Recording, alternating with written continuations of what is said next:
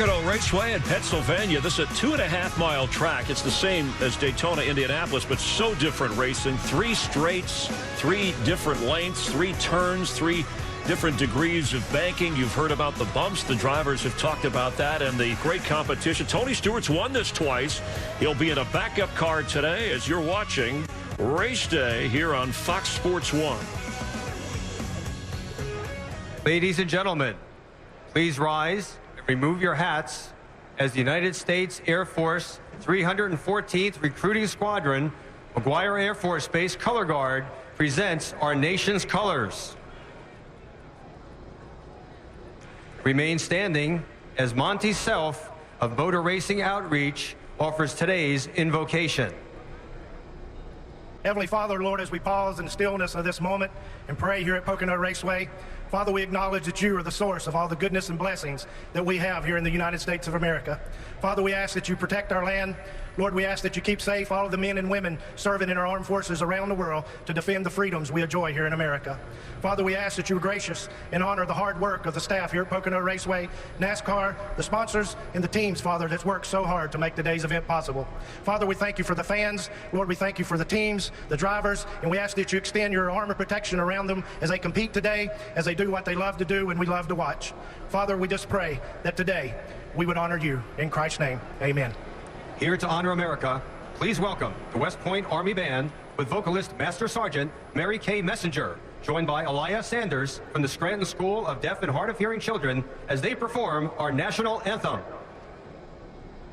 Oh, say, can you see quite the dawn's early light? What a movie we held at the twilight's last gleaming, whose broad stripes and bright stars through the barrel of sky. O'er the ramparts we watch were so gallantly streaming, and the rockets red glare, the boats bursting in air. It proved through the night that our flag was still there. Oh, say does that star-spangled banner yet wave o'er the land of the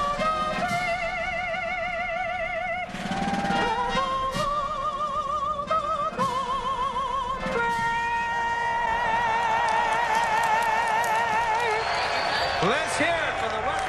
A spirited rendition yesterday, the 71st anniversary of D-Day, June 6, 1944. How appropriate for the West Point Army Band.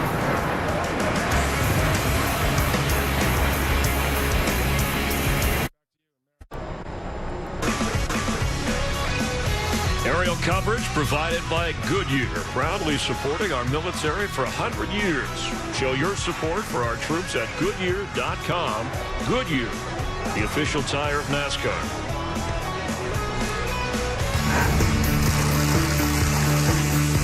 Deep in the Keystone State lies a 2.5-mile speedway in the Pocono Mountains. It's called the Tricky Triangle, and it's easy to see why. Each turn here is actually modeled after famous turns from 3 other tracks. Carl Edwards and Denny Hamlin both won here on their first attempts. Team Hendrick has won the last 5 races at this track, but with 4 different drivers. So who today will have the best triangle offense and outfox the field on Fox Sports 1?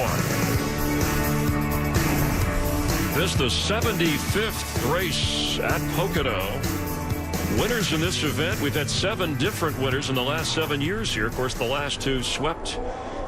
Clint Boyer trying to win his first, swept by Dale Earnhardt Jr. There's Kyle Busch, who has never won here, but just the emotion of the moment, just happy to be back racing. And Michael, I know he's a driver you think can win today. Yeah, he just is fit for this racetrack. He's never won here before. He's hungry for the victory here. Second place a couple of times. I believe he'll have a really solid day in his Toyota. And Ryan Newman, if you're looking for a long shot. Yeah, I think so. I talked to Todd Parrott, crew chief down there, and he said they've got a really fast car, and Ryan's always solid on the big tracks. Pocono Raceway about 100 miles from both New York and Philadelphia. So we take you down trackside here on Fox Sports 1. Race fans, it's time for those most famous words in motorsports.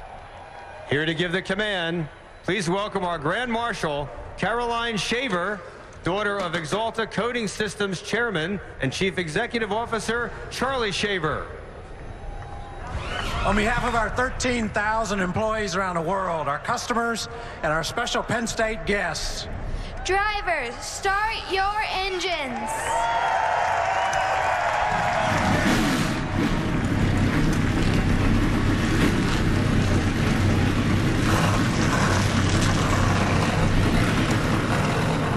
Drivers are ready to go, so are the fans. The weather outstanding. The guys who will call the race, as they always do, Michael, will be here watching. Darrell Waltrip, Larry McReynolds, and Mike Joy. Mike, you ready to go?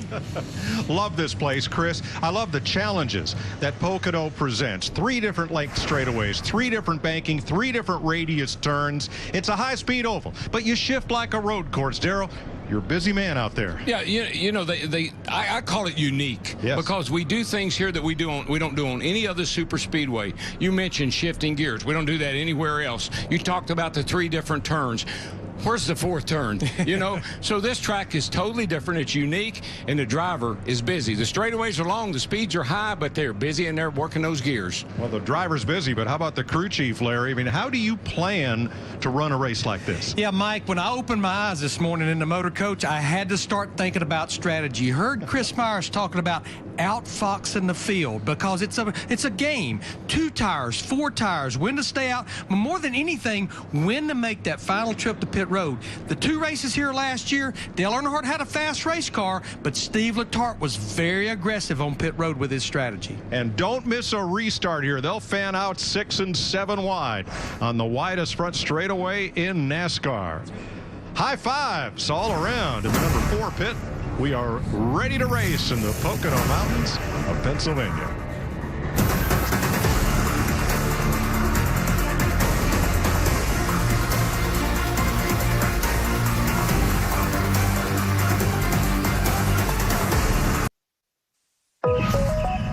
As we've hit the halfway mark until the chase this NASCAR season, the pressure is surely rising for a few of the sport's biggest names.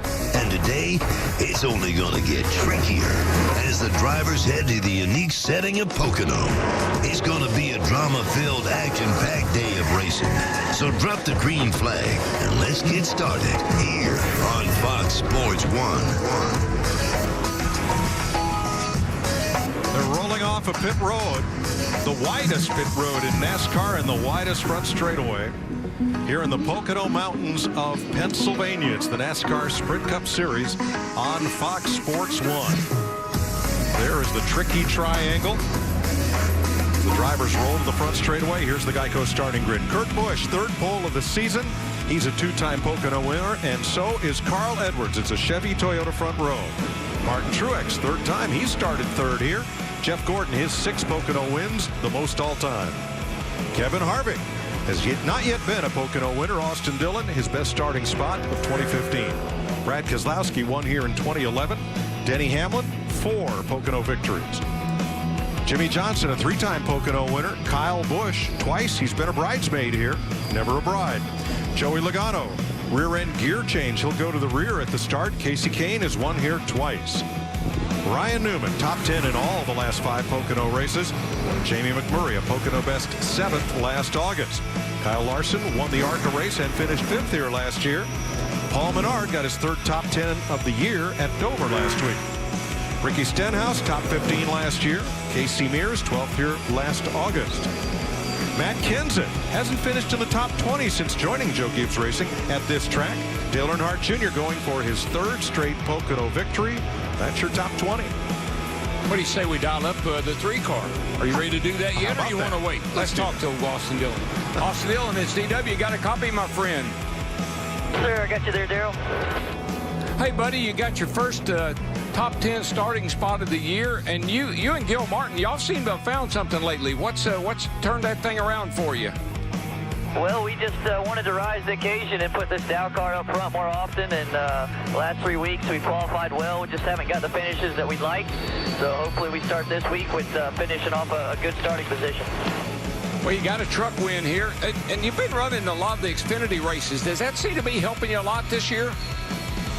Yes, sir, I think so. I think the confidence level is high from the Xfinity car, and we've done a lot to just try and do the best we can at taking everything we can each and every weekend. So we're going to work hard today and have a good finish. All right, my friend, good luck and great qualifying run, and I hope you can get a good finish today. DW. You know, one thing that's stepped up his game this year, his brother Ty is in this race, too. You always want to beat your little brother. All right, let's get down to pit road. Matt Yoakum. Mike Martin Truex Jr. has a tremendous amount of confidence and optimism coming into Pocono. The past 3 weeks, he's led 357 laps, still seeking his season's first win and first here at Pocono. But crew chief Cole Pearn thinks they may have the best shot of anybody of beating the 4 of Kevin Harvick. The one concern that Cole has is the wind. It has changed direction, and their car was very sensitive to it in practice on Saturday. Chris Neville? Matt Kyle Busch is just in his 3rd race back, and at Charlotte and Dover, he had speed but failed to convert to a strong result. Now he's back at a track that hasn't been kind. He's come in 2nd here, but in the last 3 of the last 6, he hasn't finished those weekends. But this year, there's something different. His crew chief Adam Stevens and him working together for the first time at Pocono. They've had so much success in the Xfinity Series. That could be the game changer today. Jamie? Well, Chris, this is the first official race where all members of the over-the-wall crews must wear an extra layer of fire retardant material from their underwear to their shirts to the head sock. Now, this is the biggest concern in talking to a lot of the pit crew members. They have to wear these full-face helmets with glasses, with the head sock. The concern is that they're going to fog up, so it's kind of a moving target today. They're going to learn as they go. Another note on the 48 pit crew, the front tire changer out with a hand injury. They have a replacement from the 38 pit crew team. Mike? Thanks, Jamie. For many years, drivers have worn that balaclava or head sock. It is something new as a requirement for NASCAR's over-the-wall pit crews, as fire is always a concern. This track races a lot like a road course, and so are some of the rules unique to road courses in here. Here is our Fox NASCAR rules analyst, Andy Petrie. Yes, Mike, there's a rule that's been in place in NASCAR for quite some time that restricts the teams to 1 transmission per weekend. They can only run the same transmission that they start with and they qualify with, or they have a penalty. There are some exceptions to that. It is road courses and Pocono, because the transmission goes through such a beating at those tracks that they give them 1 change so they can have a fresh transmission when they start this race. The other thing is, a few weeks ago, they instituted a similar rule for gears, the rear end gear assembly that goes in the rear of the car.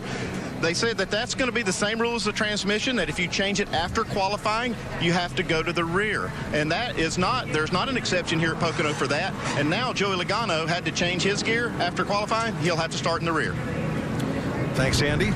Different rear end center section for Logano. Same ratio they had in before. They're not allowed to change that, but new parts and pieces, so he'll go to the back. Let's have a look at our 4 track facts for this uniquely shaped superspeedway. Ford Performance, Bill Elliott swept the 1985 Pocono races after starting on pole. Bill won almost everything on the fastest tracks in 1985. And the closest margin of victory in a Sprint Cup race here, 12 100ths of a second. Rusty Wallace was the winner in July of 2000. Mike, as the cars go by, I remember as a kid sitting in a grandstand, and when those cars would go by, I can't tell you how excited I got. Fans were waving, the guys are waving at you. I mean, it's one of the most exciting parts of the race, watching these cars go by on a parade lap. 3 different corners, 3 different straightaways. Drivers talk about the challenges of Pocono. Coming to a track that is not identical to others, not conventional for us. I don't think the preparation's any different. You just got to remind yourself about downshifting and getting your rhythm right. I look at shift points and how much brake pressure we use at at previous races here. I spend time watching qualifying. I spend time watching different parts of the race. Yeah, I try to start training myself to count to 3 instead of count to 4. Now, Tony Stewart has a unique challenge this weekend. He spun in the first practice session into the inside wall. They trotted out a backup car, but in 2009, Stewart, in a backup car, scored the first ever victory for Stewart-Haas right here. Yeah, and there's some bumps down in turn 2. We've talked about them a little bit over the tunnel.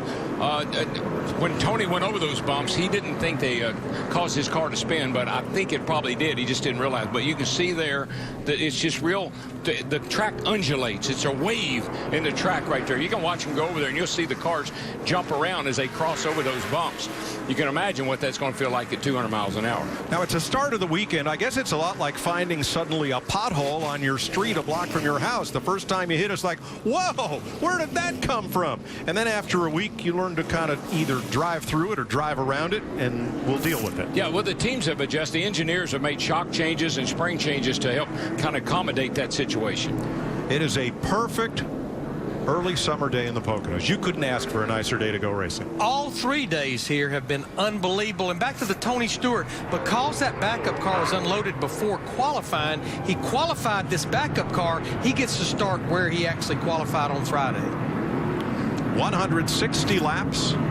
Joey Logano is the only car to the rear. Thanks to Brandon and Nick Nagdowski. They're great hosts here at Pocono. Doc's place, Doc Mattioli's track, as we're ready to race. And we're coming down here to get the green flag, and our honorary starters got her in the air.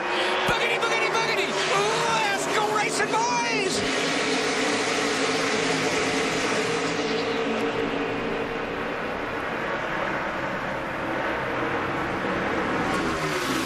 Truex from row 2 challenging Carl Edwards for the lead there. Well, you say exactly what you said, Mike. On these starts and restarts, they're going to get 3 and 4 wide going down into turn 1.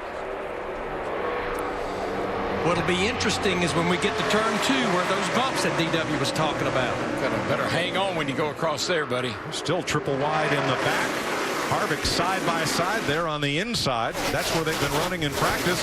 Nobody's tested that outside line. No, but I heard a lot of guys, Mike, talking about I may end up running out there because of the bumps. So if cars start to run out and get some rubber down, it might work. Into the widest front straightaway in all of NASCAR. There's some runways that's not that long. There's a lot of them. 3,740 feet. A long way down through there. That's why we shift here.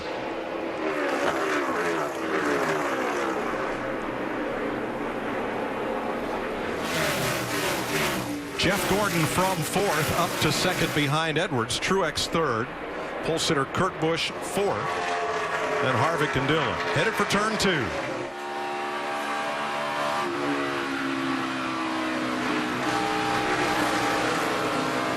You could actually hear that as it went over that bump, or those bumps. Kevin Harvick in 5th, Jamie McMurray, Kyle Busch, Jimmy Johnson battle for 9th. And Mike, some drivers have told me they don't want to shift over the tunnel turn because of the bumps. They just want to leave it in high gear and roll through there as easy as they can and not take any chance on tearing something up. Much more orderly procession this time by. Back at 21st, the first side-by-side battle. Danica Patrick, David Reagan. A couple others peek out as they hit the entry of turn number 1. You can get a good bit of draft. These straightaways, as we've noted, are so long that you can really get a draft on the car in front of you and pull up to his back bumper. You see Denny Hamlin here pulling up on the back of Austin Dillon, not able to make the pass, but get right up to him. 6th place at stake here. Well, I look at Denny Hamlin battling Austin Dillon for 6th here, and I think about his teammate Carl Edwards in that 19 leading this race. What a game the Toyota camp has made in the last 4 to 6 weeks. We were talking about them in the beginning, but not about leading races. No, they were complaining. All of them were about being down on power, and it showed on the racetrack every time we get to a straightaway. Rick Hendrick told me this is a racetrack dyno. This is where you can tell who's got the power and who doesn't. But these long straightaways, well, that was what the Toyota guys were suffering with. Just didn't have any straightaway speed, no horsepower. They fixed that. Joey Logano is our biggest mover. He had to start in the back because of the rear end center section change. Moving up next to Michael Annett. Logano plus 10. Talked to Cole Pern and that crew yesterday. Martin Truex Jr. that 78 car said he was so happy with that race car yesterday. He said, you know what, we're going to be just fine tomorrow. And it's not unusual, Mike, to see guys that maybe fall back a little bit on the start. You got the pressures in the tires really, really low. Have to wait for those pressures to come up to get max grip before you can really start to move forward again. They're ganging up on Austin Dillon. 300 cars nose to tail there. And now Earnhardt sweeps up high alongside Casey Kane behind Jimmy Johnson, and second place changes hands. Martin Truex.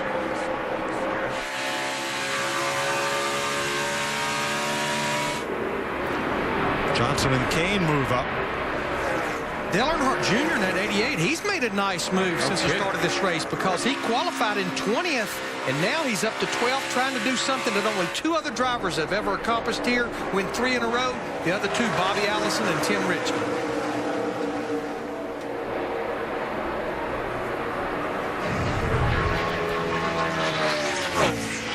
Carl Edwards completes his 5th lap out front. Started outside pole and took the lead in turn 1 as Martin Truex battled pole sitter Kurt Busch for position.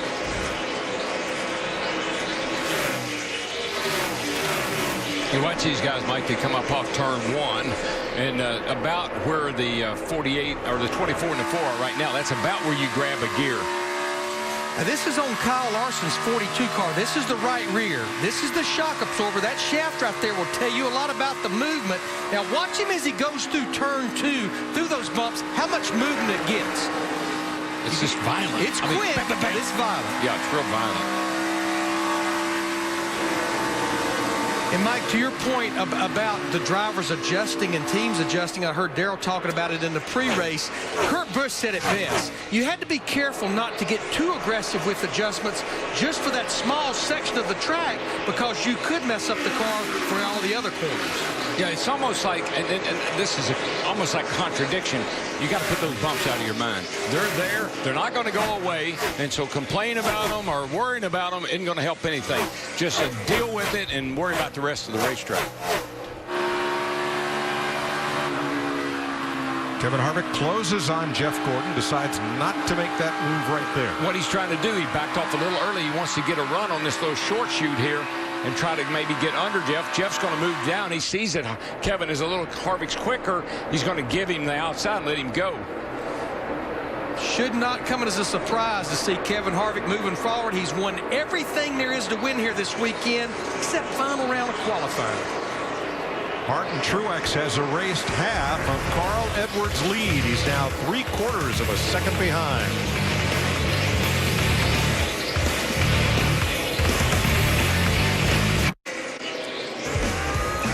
Laps complete at Pocono. There's the newly reconfigured entrance tunnel to the infield, located at turn 2, right adjacent to the roadway.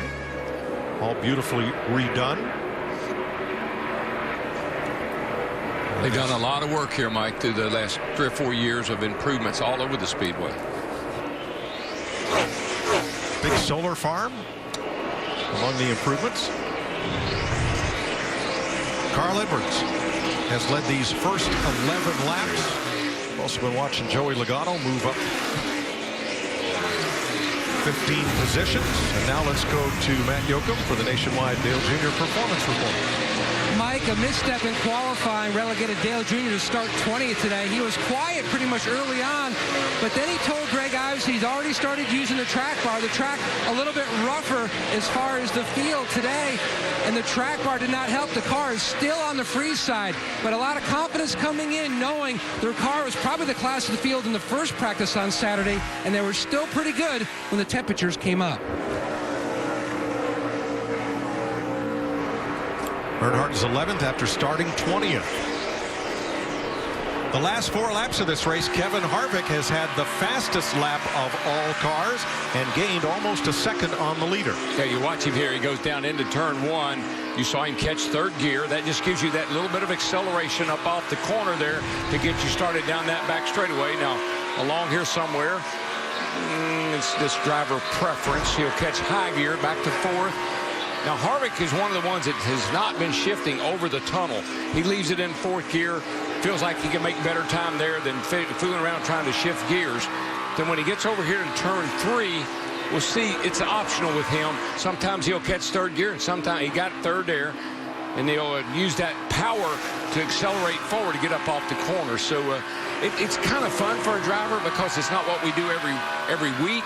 So it makes it kind of fun. And you play around with the gears. I'm going to shift. I'm going to do an early shift. I'm going to do a late shift. I'm going to shift here. You kind of play around with that all day long, trying to figure out the maximum optimum place to get most power. And the name of the game off all three of these corners is acceleration. What will get you down to the next corner the best? Well, it's more critical. I think Larry will agree. It's more critical this year because of less power. Boy, I tell you what, my man, Martin Truex Jr., he was thinking about getting by right there. He's looking. That was a prime passing spot. Gets that big run. I think Carl will probably give it. He sees that Martin Truex in his 78's a little quicker. He fights back on the outside.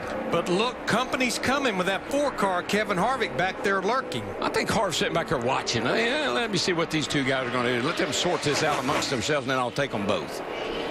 14 laps complete. Fastest part of the track is right before the entry of turn 1 here. Right there, sort of in the middle of the corner, really. You'll catch third gear. You don't want to do it going in necessarily because it upsets the car a little bit. So you kind of want the car to kind of roll to the middle, then catch third gear, and then have that power to get off. Now, this straightaway is 3,000 feet. Again, one of the longest straightaways in our sport. Speed builds to 195 miles an hour before slowing for turn 2 there. Looks like the 78 car Truex a little bit better over those bumps in the tunnel. He gets right up on Carl's back bumper, but not quite there yet. Looking, can't make the pass. Can't get much lower than that. No, he's down on that yellow line, and now he's got him. Set him up perfect. Now you'll see him, he'll run away, way over to the left there to get away from any side draft or anything. Clean air. Then when he gets down here to the corner, he'll swing back out and down into that corner. And just like I was thinking, Kevin's waiting. Harvick was waiting for those guys to sort it out amongst themselves. Ooh, Truex got loose, Darrell, as he got back to the gas.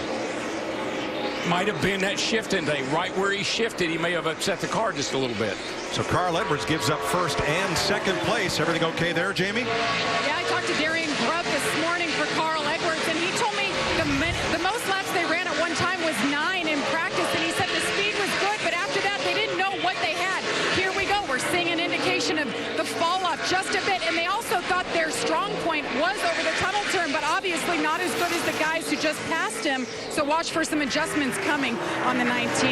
Matt?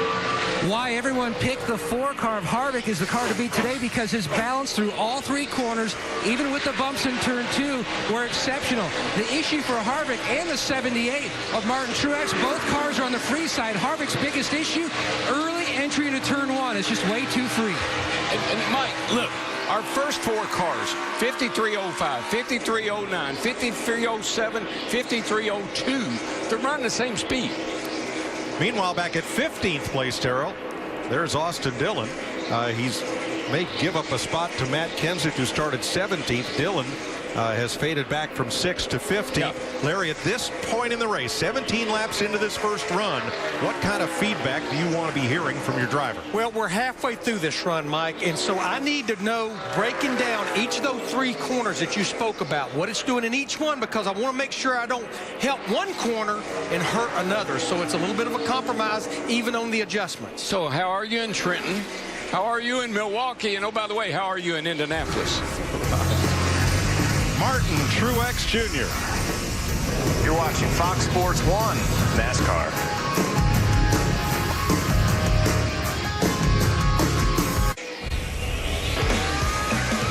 Keep up with Miss Sprint Cup on Twitter. Check out her latest tweets and find out how you can win an autographed hat from today's race winner.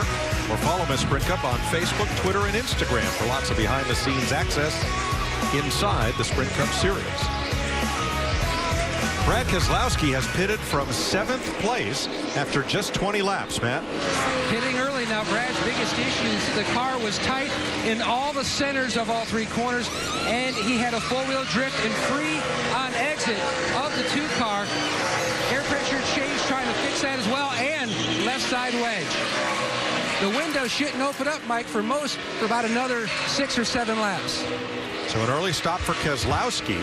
Meanwhile, Dale Earnhardt Jr. is our biggest mover. He just passed Jamie McMurray for 7th. All right, he's our second biggest mover because Joey Logano started last. and has picked off 19 cars on his way to the front. Logano was 24th. Earnhardt is now 7th. Tony Stewart +8, as is McMurray. Remember the contrarians, Paul Wolf and Brad Keselowski. He came out. The two came out in front of our leader by a good bit, so he didn't lose a lap. And it'll be interesting to see how this strategy plays as we go into the race. Meanwhile, Jeff Gordon has been the fastest car on the track in 6 of the last 7 laps as he passes Carl Edwards and takes over third. Yeah, back to the strategy of Paul Wolf and Brad Keselowski in the 2. Because this track is so big and it takes so long to get around it, if you're up near the front, you can make a green flag pit stop and stay on the lead lap. What they have done by pitting right there, you heard Matt Yoakum talk about the window opening. They now have this down to a 3-stop race. You can see right there how far he came out in front of the leader, Martin Truex Jr. in that 78. Perhaps the same strategy for Kyle Busch, who's on pit road now. It's turned into the same strategy like we run a road course, just where we'll be in 2 weeks at Sonoma. Yeah, that's really that's how you call a race here, just like you run a road course. Chris? Mike, Kyle Busch was very happy with his race car on a cloudy Friday, but when the sun came out on Saturday, they really lost the handle with that race car. Just in these opening 23 laps, he's saying that car way too loose. Matt? And the 22 of Joey Logano started 11th. He was free in traffic, and then he had the four-wheel drift through the center of turn 1, and then on exit, Joey says the biggest corner that he has an issue with, the tunnel turn. Not because of the bumps, it's just because he's dealing with such a tight race car through that section of the corner. Wedge and air pressure for Logano. Jed Burton and Denny Hamlin join the march to pit road. Chris? Mike, Denny Hamlin up a couple spots from the start. Now, all weekend long, he's been complaining that the 11 car just way too loose into turn 3. His crew chief, Dave Rogers, definitely making improvements there. But right now, at the beginning of this race, he's just complaining he can't get off turn 3 down this very long straightaway. The other thing that buys you by short pitting, should those drivers that pitted, like Keselowski, Logano, Busch, and Hamlin, if a caution comes out, most of the leaders will make a pit stop, and they'll have that track position. Now, Brad Keselowski was 7.5 seconds behind when he pitted. He was able to stay on the lead lap. Joey Logano, too fast exiting pit road. Well, there goes all that hard work. Dale Earnhardt Jr. in, along with J.J. Yaley. Yeah, because the drive-through penalty that Logano will have to do down pit road at 55 miles per hour, he will now go down a lap, and they are already putting several other drivers a lap down. Matt? Dale Earnhardt Jr. hit the top 10 even before the lap 20 mark. Jr. says the car loose on throttle, the exit of turn 2, the tunnel turn. That's really the only problem he has. The car is pretty decent everywhere else. Just 4 tires and fuel, slight air pressure change for Dale. Martin Truex Jr. continues to lead. He's led 10 laps now. Carl Edwards led the first 14. So 24 complete. Larry, if they go an entire fuel and tire run, when would we expect Truex in? I would say starting about lap 30. If whoever doesn't short pit, we'll see them about lap 30 to lap 34. There you see Logano doing his pass through. Jimmy Johnson in the 48 making his first green flag stop. Jamie. And remember, there's a new crewman, the front tire changer, Kevin Novak, borrowed from pit crew 38 today. That was a last-minute change. There was a hand injury there. Car has been good, a 4-tire change here. They'll fill him up with Sunoco fuel. Hitting his marks. They like the lap time so far. Eric Almirola in. Varying strategies of when to pit, how long to stay out, coming into play in this very first segment of green flag racing. And can you believe the 78 for like the 4th race in a row out front leading laps? And it has led the most laps the last 3 races, Kansas, Charlotte, and Dover. Exactly. And he'd only led 11 laps in 18 Pocono races prior to today. Talking about Martin Truex. And he gave that car that he ran at Kansas and Charlotte and Dover, he gave it a rest. This is a brand new piece they got here today that looks like it's pretty good. Jamie? And Jamie McMurray making his way down. He said it's tight in the middle and off of turn 1, and he tries to use that track bar, but it's not helping on board. It's making him too loose. He's in and out. Meanwhile, the 27 of Paul Menard in his box working on the left side here. A 4-tire stop. They filled them up with fuel. Good stop for Paul Menard. Clint Boyer is in. We note that Joey Logano's now had his 3rd speeding penalty of the year. Logano had only one all of last season. You're riding with Kevin Harvick down pit road. Yeah, I think over these next 2 or 3 laps, we'll see a bunch of drivers on pit road trying to get there just in case that caution comes out. Matt. 6 top 5s here at Pocono for Kevin Harvick, the most of any racetrack that he has not won. Now, we told you earlier his biggest hindrance was down in turn 1. You can see a chassis adjustment already completed on the floor of Harvick, whose car was on the free side, Chris. Matt, some drivers have been complaining about the bumps over in turn 2.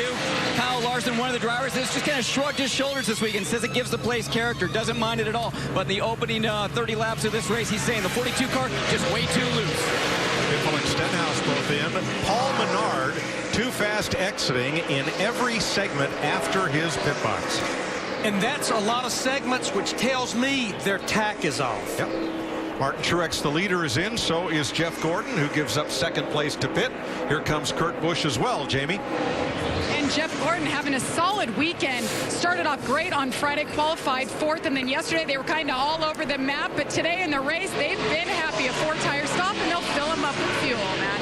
The leader on pit road, Martin Truex Jr. They were debating whether to go with chassis adjustment. They're just going to go air pressure on the 78. Another new race car bringing their best to the track. And he's away. New cars this week and the next 2 weeks following. Matt Kenseth, Ryan Newman, Sam Hornish, Tony Stewart are in. So is Justin Allgaier and A.J. Allmendinger. Carl Edwards, your leader. The first 7 drivers have yet to make their stops. And Larry, to your point, Paul Menard came down pit road to serve his penalty at pit row speed and sped through every single segment. Now he's going to have to do a stop and go. The tack is set wrong. What they're going to have to do is back the RPM way down, but because they can't reset the tack. One thing it's something's bothering me here, though, Larry. We're getting a lot of too fast exiting penalties down here. A lot of the pit boxes, a lot of drivers look over to their left. They see the end of pit wall. They see the last pit, and they have a tendency to want to speed up. That's where some of these guys are getting caught. Section 6 on pit road is where Matt Kenseth was just busted for speeding. Darrell, each week they are told in the drivers' meeting, pit road speed runs from yellow line at the beginning to yellow line at the end. But that line's painted on the racetrack, and I agree. It can be hard to see. It's instinctive, though. I mean, you're going. You're at pit road speed, and all in an instant there, you think, okay, I'm out of the pits, and you're not. Jamie? Carl Edwards in that very first pit box when you enter pit road. No drama in that pit box, as they told me. Carl said he was a little bit tight through the center of the tunnel, turning a little tight off all 3 corners. So they want to make an adjustment. He led early and faded slightly, and he's down. Casey Kane is the new race leader, employing what we'd now call a contrarian strategy of running out the entire tank of Sunoco race fuel. Austin Dillon's in, Cole Witt, Danica Patrick, Casey Mears, and Menard for the 3rd time doing the stop and go. David Reagan's in as well. Yeah, this is about right in a normal pit window right here. 30 to 34 laps is what I think they can go on a tank of fuel, unless they want a short pit like we've seen some of them do here already. Yeah, I think what's getting these drivers in trouble on pit road, it's a very long pit road. And there are 11 segments that they have to travel through, and I think that's what's getting them in trouble. Paul Menard being the exception, I think, with the tack issue. Only one driver has not pitted, and that's your new leader, Casey Kane. He's going to run at least one more lap here. Yeah, again, I think you can go 34 laps, and you can go 39 if it's the end of the race.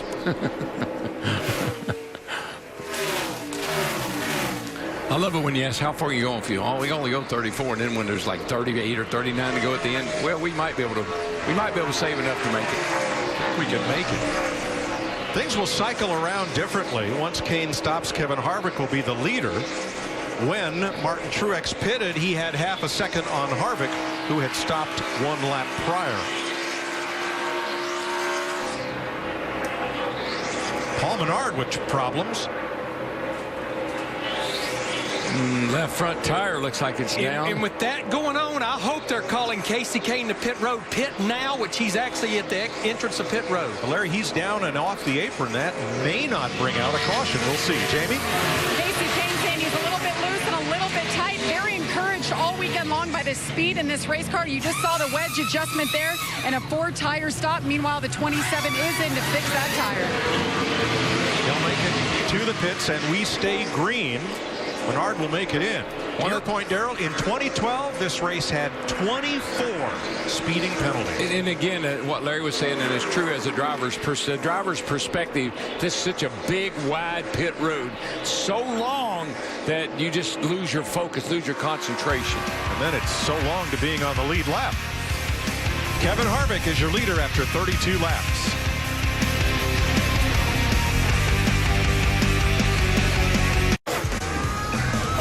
35 laps complete. Here's a look at the in-lap, the pit stop, and the out-lap combined for that green flag pit stop sequence. Yeah, and one name you do not see in the top 5 would be Martin Truex Jr. in the 78. He's running second right now, about 3 3/4 seconds behind Kevin Harvick. But we've seen this a lot. They were 8th on this list is the reason they're not there. They seem to continue to have issues on pit road. But what this is the 2 laps, including the trip to pit road for that green flag pit stop. That's what helped put Kevin Harvick in the lead over Truex by 3.7 seconds. Kyle Busch had a great pit stop cycle, second fastest, but he's in 9th place. Why? I'm getting killed in the tunnel. I can't get over the bumps in the tunnel today. Mostly blue all the way through one. You know, Mike, I might just wonder if the bumps are, you know, with his injuries he has, if those bumps are aggravating his feet and his legs when he hits those bumps, because they are very violent. The car shakes really hard when you hit them. You saw how loose he was off the corner there. Oops, Chris? Mike, I talked with Kyle Busch's crew chief Adam Stevens about that this morning, about the injuries and how Kyle is doing. He said, really, Kyle's recovery has been remarkable. He hasn't been complaining about his feet or his legs at all the last 3 weekends. He said the one thing he just noticed is, you know, just having that stamina in races. He gets out of the car, he's a little bit tired, more so than he has been in past years, but that's something that's just going to take time. But when it comes to the injuries, he hasn't shown any pain. Thanks, Chris. We had a quick shot of J.J. Yaley's car making a geyser on pit road, overheating. Here's the Joe Gibbs Toyota order. Yeah, and I'm not saying that that's giving him a big problem, but it could be something that these bumps are something we don't deal with every week. It could be affecting him a little bit. And remember, Matt Kenseth had that pit road speeding penalty. That's one reason he's so far down in the running order right now in that 20 car. Penalties so far on pit road. Twice for Paul Menard on his pass-through penalty trip down pit road. He was also too fast. Darrell, there are a lot of conspiracies here in the Pocono, but all 3 of these are yellow cars. Well, the cameras and the devices pick up yellow cars better than they do the other colored cars. How's that? You know, I saw the grid walk, and I don't know. I've read a lot about Sasquatch. I think I saw one once, but I thought he'd be a whole lot taller than your brother. My brother's pretty tall. That Sasquatch wasn't. I'm not going to say anything about Sasquatch, I can tell you that. Back real quick. He will fit in this booth, I know that. Back real quick to those pit road speeding penalties. There's no pattern that I see there either, because we know Paul Menard must have a tack issue. But when you look at Matt Kenseth in the 20, he's pitting near the entrance of pit road. Joey Logano in the 22 is pitting way down toward the exit of pit road. So there's no pattern as to why those 3 cars all had penalties. Sure there is. Too fast on pit road. No, they're all yellow. Hey, Mike Joy and I, we'll figure out a reason. You want a conspiracy theory, we'll find We're your people. I was on US 44 going from Lime Rock west, and here comes this thing across a field at a high rate of speed. Wasn't a horse, wasn't a giraffe. It was big, it was tall, and it was fast. It wasn't your brother either.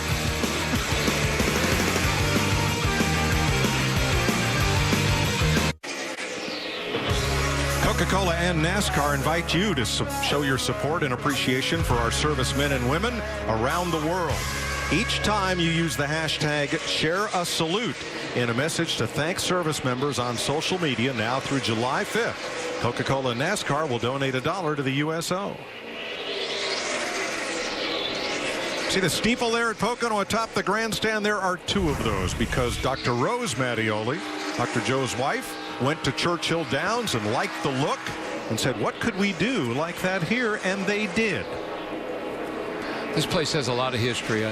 Dating back to Bill France Sr. and his relationship with Dr. Mattioli and the family here, and having 2 races. There's a lot of history that goes into this racetrack, and they've made a lot of improvements in this place over the last few years too.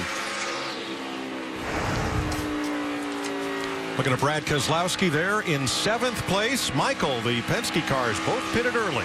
Yeah, and I love that, especially for Brad Keselowski. He was running outside the top 10 when he came to pit road. They stopped early. I think they surprised a lot of people with that move to pit road so early, and he's taken advantage of it and propelled himself up inside the top 10. Look for them to do the same thing again and get that track position. You run faster on new tires. It was a gamble, but we've seen that certainly Paul Wolf and that crowd aren't scared of gambling. But Larry, explain why that making the first stop early can work. What they did, they've run this race backwards as far as their fuel window. Looks like to me, Mike, they can probably go about 35 laps on a tank of fuel. So they pitted at lap 20 to Michael's point. They're going to go to lap 55, lap 90, and lap 125, and that should be there. I talked about it at the top of the show. My last trip to pit road, I'm going to say, depending on cautions, they should be on pit road for the last time, which is a lap 125. So that's where you run a road race. You break it, if it's 90 laps, pit every 30 laps. I mean, you break it down to where you get yourself in a window that you don't, you come in at the end of the race, and you don't have to come back when maybe some of the other people do. Kevin Harvick out in front of Martin Truex by 3.6 seconds. That gap is not moving up or down very much. And we have word on Paul Menard's flat tire after he went back out on the racetrack. Goodyear had a look at the wheel and tire and determined that a loose lug nut came in contact with a valve stem, breaking it and causing that tire to have a sudden air loss. Yeah, the same tire compounds and design that we run here last year. So this is a good durable tire, makes good grip, it wears well. It's a good tire for this racetrack. Happy birthday to Justin Allgaier, currently 26th for Harry Scott Motorsports. You know what birthday present he wants right now? A caution, because he's the first driver a lap down that would get the free pass.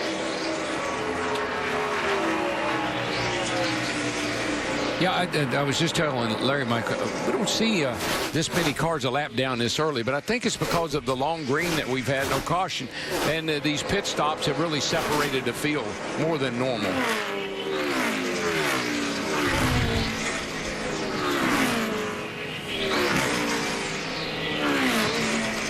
25 cars on the lead lap. In the midst of those, in 16th is Austin Dillon.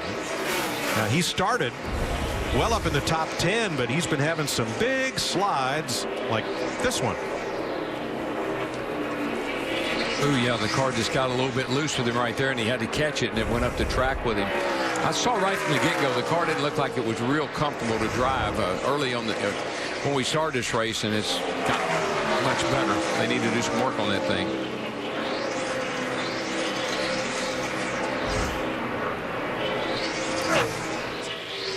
Kevin Harvick has come to the lead after winning every practice session earlier in the weekend. Is Harv the man to beat here?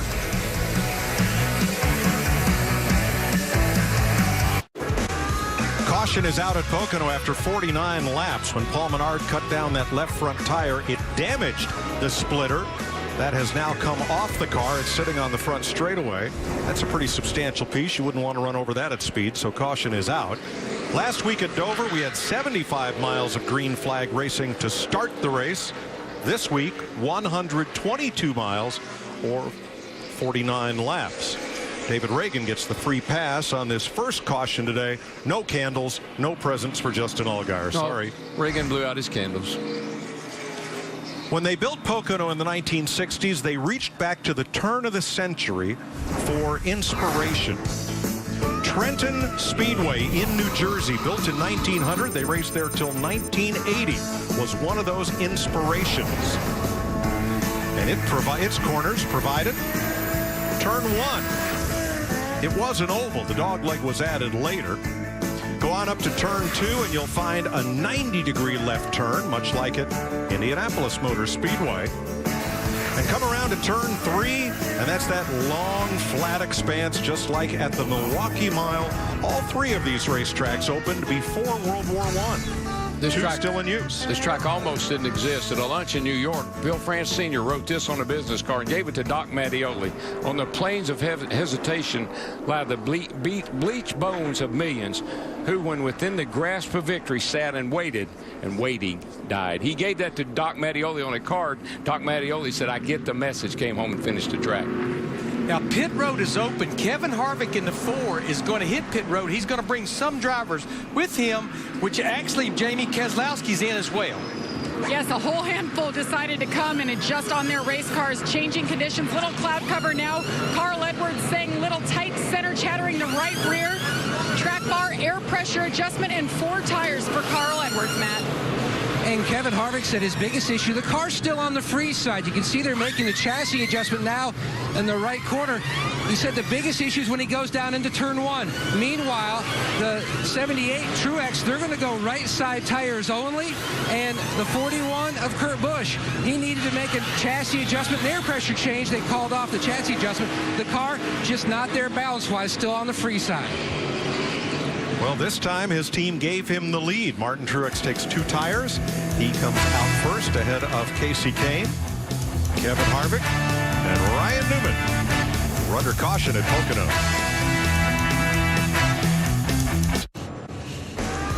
Live here at Pocono Raceway, along with Michael Waltrip, Chris Myers, a check on the Budweiser race summary. And you see 36 cars on the lead lap. Carl Edwards, who won at Pocono 10 years ago, his first ever race at Pocono, started from 29th back then. And when he led the early laps in this race, as we welcome you inside Martin Truex Jr., your leader, 165 miles away from his hometown in New Jersey. And let's talk about Truex, because his 13 laps led today, more than he's led in all of the Pocono races before in his career. That would be 18 prior combined. It seems like everywhere we go, we talk about record amounts of laps led for Martin Truex Jr. This team is ready to win. Today could very well be the day. He loves his car. I heard a little bit of chatter on the radio. He thinks he might be one adjustment away from getting it just like he needs it over the tunnel. So if he makes that adjustment, he could have some company for Kevin Harvick. And all weekend, Kevin Harvick in the Budweiser car, the 4 very fast, has never won here. In fact, in the previous races, he's only led 10 laps. He looks like the one to beat, clearly. Yeah, I think he is the one to beat, but there are going to be some challengers. Look at Ryan Newman. He's charged up inside the top 5. The Hendrick cars, they're so good. Small adjustments could get them in the game. The only car that's struggling that really surprised me so far is Carl Edwards. He's really fallen off the pace. Yeah, and 2 wins this year, but 7 second-place finishes for Kevin Harvick, and trying to chase the leader down, Truex with Kane in between. Let's head back upstairs to Darrell, Larry, and Mike. Thanks, Chris. Getting ready for the restart. 11 drivers took the wave around to get back on the lead lap. And, buddy, it took them all the way to right now. They just caught up to the rear of the field as we're coming back to green. Yeah, most notably, Joey Logano in that 22 car. He was one of those 11 drivers. Truex on the outside, Casey Kane inside as they fan out behind the 2 leaders who jostle for the lead entering 1. Well, Truex sailed that thing down in there, man, and cleared Casey Kane to get back to the lead. And Jeff Gordon got shuffled way back. Yeah, he got pushed up in the loose stuff and really lost a lot of positions right here. He's back to 12th right now. Under attack from the 18 car, and I think Kyle was sticking his nose in there. There we saw a lot of double wide through the tunnel turn. Have to. Yes. Don't want to. Have to. Jeff Gordon restarted 5th and got kicked back to 12th. 3rd place, Harvick, Newman, Johnson, Edwards. How about that 31 car? I mean, that's a great run for Ryan Newman. He and Todd Parrott, nice move, guys. Yeah, they changed just right side tires on that stop, just like Martin Truex Jr. in the 78 and Casey Kane in the 5. Larry, I think that's a good move. I mean, they didn't need a lot of fuel, and we don't know what 2 tires will do, but I think based on what we've seen here with this tire, I think it'll work just fine. Now, Jimmy Johnson had position to the inside. Got a pretty good run off the corner and takes the spot from Newman. Yeah, you go down low like that to kind of break the draft. You want to get that side draft. You want to get away from that car so it doesn't slow you down when you try to make the pass. You want to draft up to him, go low, and then make the pass. Now, Joey Logano, that strategy we talked about. He took the wave around, which put him back on the lead lap. And then after they'd run a lap or two under green, he comes to pit road, makes him stop. And look, he comes out in front of the leaders, so he gets his pit stop and he gets back on the lead lap. And his window open to make it on 2 stops from here, lap 55. And he's got his fingers crossed he wasn't speeding. And he's in a yellow car. And here comes some more of them. Let's go back and have a look at the restart. We're under green at 56 of 160 laps right now. Now watch the 24 of Jeff Gordon, the blue car. He's up on the outside there. He's alongside of Carl Edwards. 3 wide into the corner. Gordon on the outside. That's the bad side. Yeah, he just gets, I mean, I think the air off the 2 of Keselowski may have just got Jeff Gordon a little loose, slid up the hill and lost a lot of spots. One went to the bottom, your 3 wide top. Car just wouldn't turn. 3 wide middle, clear high, still inside. Jamie, what's Jeff saying about the car now? And Jeff Gordon lost 7 spots there, and he said, guys, the car just went straight. So, Darrell, exactly what you said, and it's a shame. He's happy with this car. They've been adjusting on it. It's good, just not a good restart. Nope. Denny Hamlin just made the wildest move of the race, a top-to-bottom shot entering the corner to gain spots. See here, Kyle Larson getting a run on Jeff down the back straightaway. Larson grabs a gear, makes the pass. And moves on. Now watch the 11 of Hamlin. He's way up on the outside behind that red and black car. He and Kyle Busch. Whoa! Elevator drop. Chris? All right, Denny Hamlin pretty happy with the 11 car prior to that last pit stop. He said, guys, this car is pretty well balanced. If anything, if it would just rotate a little bit better in the center of 2 and in the center of turn 3, he said we could pick up the pace there a little bit. But right now, that 11 car is fast. It rotates good on the straightaway, I can tell you that. Right. Kevin Harvick into second over Casey Kane. He's now 1 second behind Martin Truex. Well, the 4 car, Kevin Harvick, he took 4 tires. And so I think he's got maybe a little bit of advantage. What do you think? Yeah, I mean, you got the best race car in the field. You got a solid pit crew that's going to be mistake-free. Why not take 4? Because now he's moved up into the 2nd spot.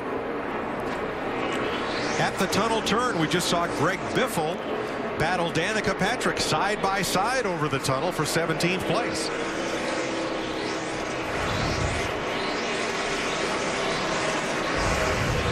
Here's a look. Now let's see it. We haven't seen a lot of passes on the outside over the tunnel turn. Danica gives Greg Biffle just enough room to squeeze by on the outside. So you can make that work. It's not recommended, but you can make it work. There has to be a little give and take on the driver you're trying to make it work with. Got on the inside, the tippy toe in there. Jeff Gordon trying to move back up there and away from those cars. Matt?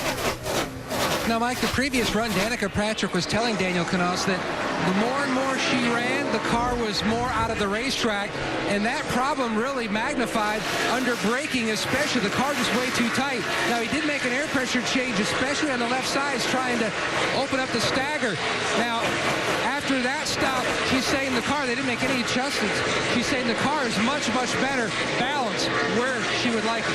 And remember, our pole setter, Kurt Busch, he gave Daniel Knaus, he gave him a nice compliment of saying, look, we were messed up when we got here. We put the setup that we ran here last year with Daniel, and that's what won us the pole. So he knows how to get a car set up for this racetrack. And Kurt is still in the top half dozen, running in 6th. Austin Dillon's making a stop at lap 60, 100 laps to go. There's a look at Kurt, who restarted 8th.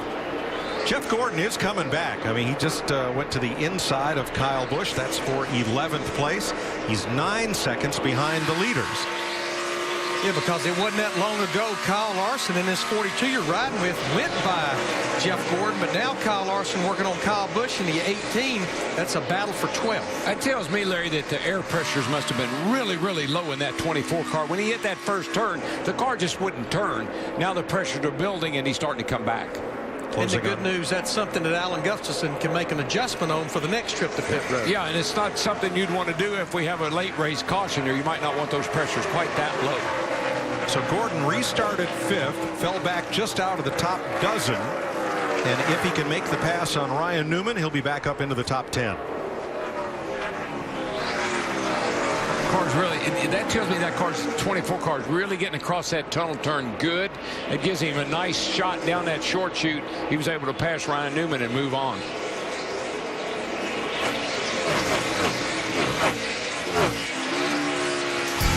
Kevin Harvick trying to chase down Martin Truex Jr. Just 0.6 of a second separate them.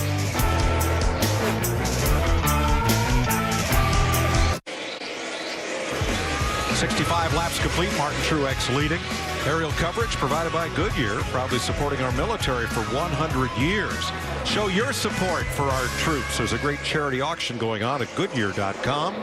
Goodyear, official tire of NASCAR. Each week, look for the Race Day Advance Auto Parts Driver Spotlight. Today, Race Day caught up with Kyle Larson, driver the number 42, and you can catch Race Day next Sunday morning, 11:30 Eastern Time, here on Fox Sports 1.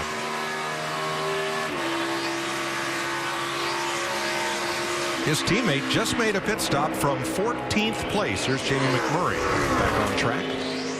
Yeah, I get a feeling the drivers that we've seen make stops here recently, like including Austin Dillon in the 3 right in front of McMurray, also Ryan Newman, Clint Boyer, they cannot go quite as far on fuel as like Joey Logano and Brad Keselowski.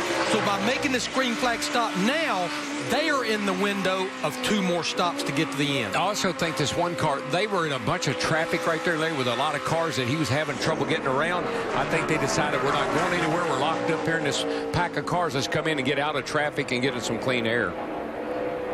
Now McMurray and Newman are still on the lead lap, but not by much.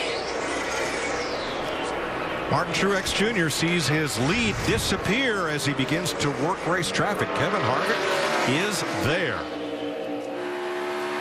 Between them, they've led 49 of the 67 laps today. That kind of makes sense, Mike. You think about 4 tires versus 2.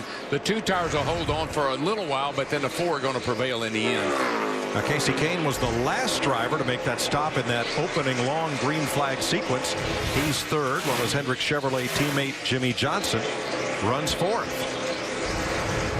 Carl Edwards started outside pole and led the first 16 laps, still in the top 5.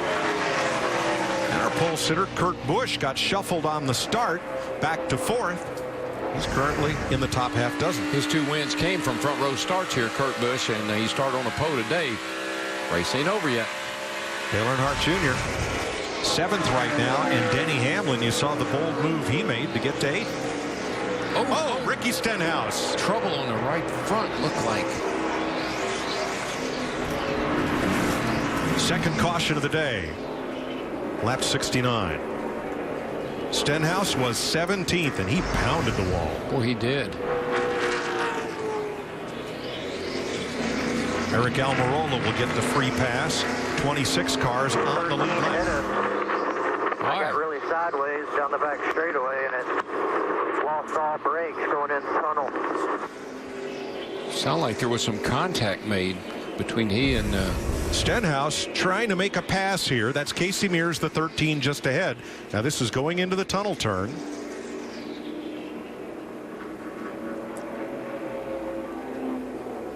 Yeah, what he did was he was going to try to dive under the 13 right there, and the 13 kind of came down in front of him. Looks like he got on the brakes to stay off the back of the 13 of Mears, and it got him loose and into the wall. You'll see here he's going to cut to the bottom right here.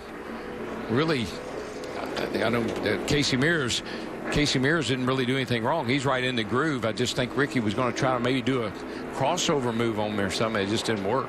Yeah, I mean, it looked like Stenhouse just got totally loose on his own. I think he got on the brakes really hard, Larry. He saw he was going to maybe make some contact with Casey Mears. It got loose. Now this is at turn 1. Oh, he's loose there already. And Mears is going to pass him. And he tries to retake the spot at turn 2.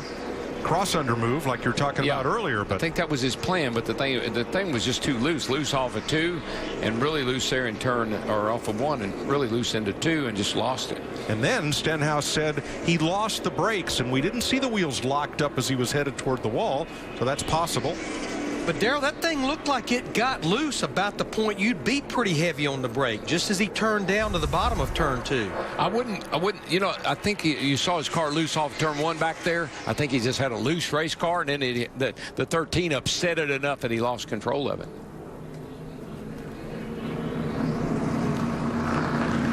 Larry, they were last on pit road 18 laps ago.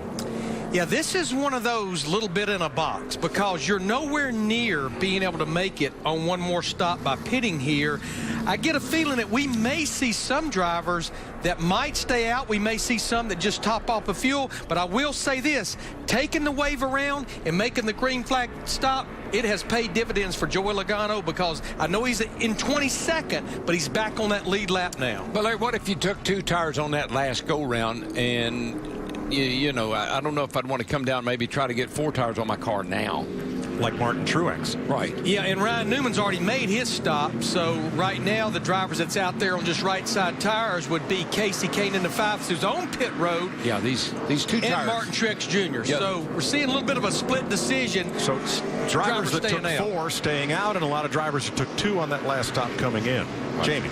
And Casey Kane took only right sides last time. They opted for 4 tires this time with the wedge adjustment, the 24 in as well. There they go, working on the left side. Casey Kane getting the car better each stop, Matt. And Rodney Childers kept Kevin Harvick on the racetrack. Cole Pern brought the 78 of Truex down. Now, they were originally talking about going left sides only, but when Harvick stayed out and several others, they decided to go 4 tires on the 78. The only change. Going to be a bit costly. There is Truex losing 5 spots on pit road. Ricky Stenhouse brings out the caution in turn 2.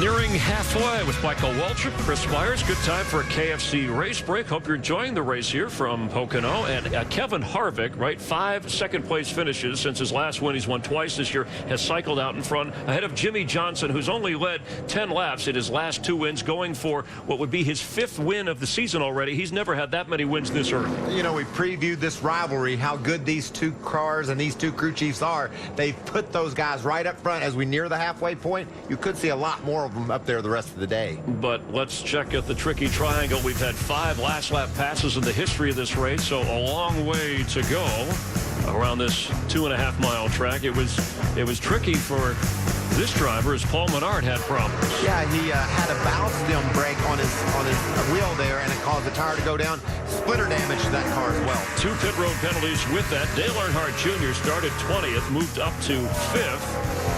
He's, of course, trying to win his 3rd straight, but Martin Truex Jr. has been the story. He's led the most laps. He's led the most laps in the last 3 races, looking for his 1st win in 2 years. Yeah, and that car is really stout today, but he's got the guys that you're going to have to deal with all year long. Look at Stenhouse down into the tunnel turn. He said he lost his brakes on entry, gets sideways and hard into the outside wall.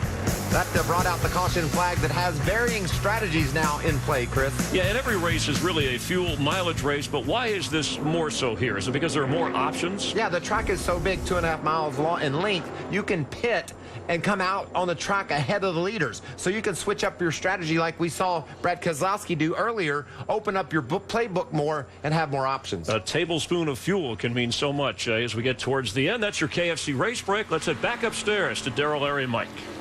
Thanks, Chris. 26 lead lap cars for this restart with 88 to go.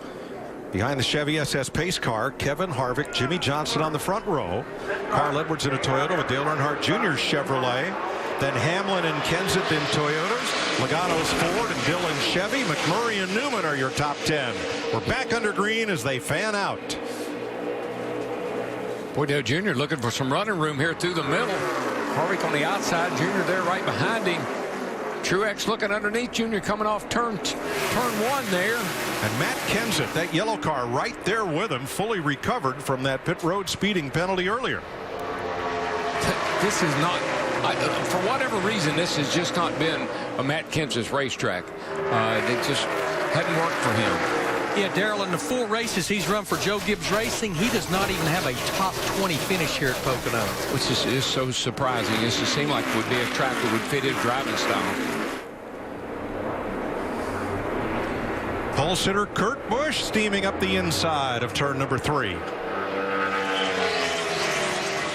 Kurt, one of the drivers that came to pit road under that last caution, and they elected to go with just right side tires on his 41 car. And that car on the inside there is the 78 of Martin Truex. They took 4 tires, and that's why he's back a little bit, but he is coming through the field pretty quick.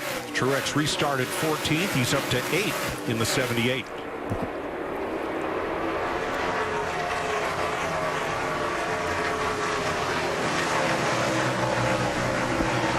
Matt? Mike, the concern for Kurt Busch in the 41, simply from the start of the race, on the initial start and then on the several restarts since, he says, I'm just messed up on the restarts. I need to have the car more into the track. I just cannot get forward grip. Now, they went right side tires on the last stop. Tony Gibson said it worked for the 78 of Martin Truex Jr., helped get them track position. Let's give it a shot as well.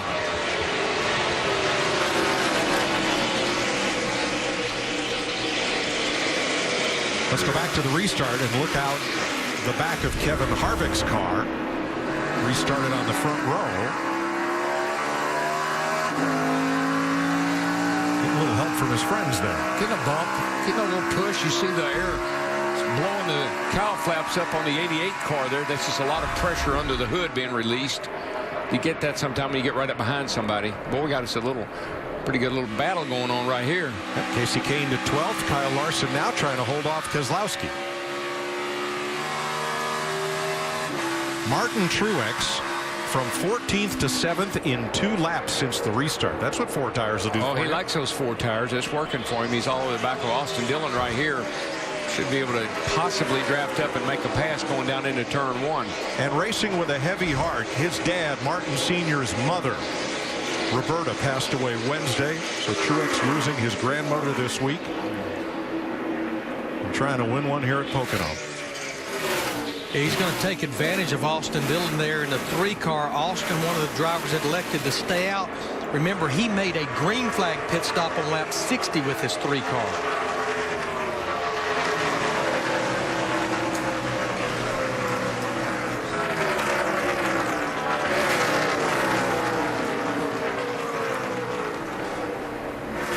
You don't get any positions easily here at Pocono. The battling is every bit as good back at either end of the top 20 as it is here for the lead.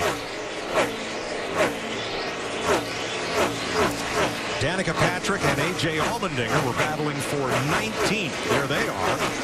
Allmendinger won the battle, but it was a skirmish here at the tunnel turn. Whoa, big slide. That's contact there. Yes, sir. And I know, listening to Dale Earnhardt Jr. in the media center, that was one of the fears. He said as you go through those bumps right there, is your car just walking up with you, as you saw Danica Patrick's 10 car do. Ricky Stenhouse brought out the second caution flag of the day when he hit the wall at the tunnel turn. Chris Neville. And Mike, his crew doing the best they can to try and get the 17 back on the racetrack. Ricky Stenhouse Jr. finally getting out of the car. A bit too frustrated to talk with us right now, but I did hear that he lost his brakes going into turn 2, just couldn't get the car slowed down. But obviously a few tough weeks for this team. They had a left front hub failure at Charlotte, right front suspension failure at Dover, and now this. Yeah, Chris, they finished 37th last 2 races at Charlotte and Dover, to your point. Still some pretty tough sledding for the Roush Fenway boys. Right now, the 16 of Beffel's running 22nd, and the 6 of Bain is running 29th, and then Ricky's in the garage. So they still got a lot of work to do. Yeah, Greg is the only Roush Fenway Ford driver still on the lead lap, back in 22nd.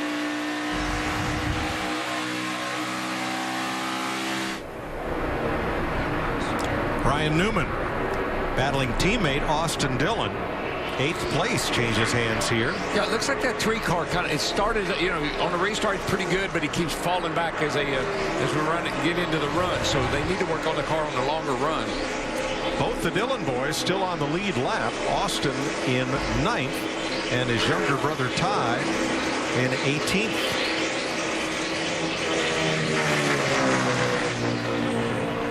we're getting a lot of reports. That doesn't sound good. Something doesn't sound good at all with that 43 car, Eric I see Almirola. a little haze of smoke coming out that right side. Now you got the wave around on the last caution flag to get back on the lead lap. Ooh, Yeah, that sounds like 7 cylinders. See the RPM, but Darrell, you guys talked about it in the pre-race show, how this place is so hard on everything mechanical about that race car.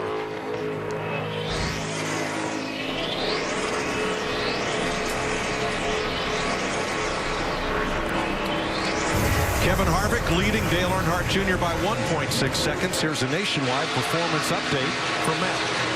Dale Earnhardt Jr. Chevrolet living up to his potential, just under 2 seconds back of Kevin Harvick. Now, they've made a lot of progress today. The first run, the car was on the free side, especially on exit. And then the second run, the car just didn't take off on the restart like he would have liked. But right now, he's just settled in. They're about 10 to 12 laps away from their next scheduled stop for the 88. Well, Dale Jr. is wearing a special set of gloves this month to benefit pediatric brain cancer, and they're going to auction those off later on this at the end of the month. So good work for the 88 team and Dale Jr.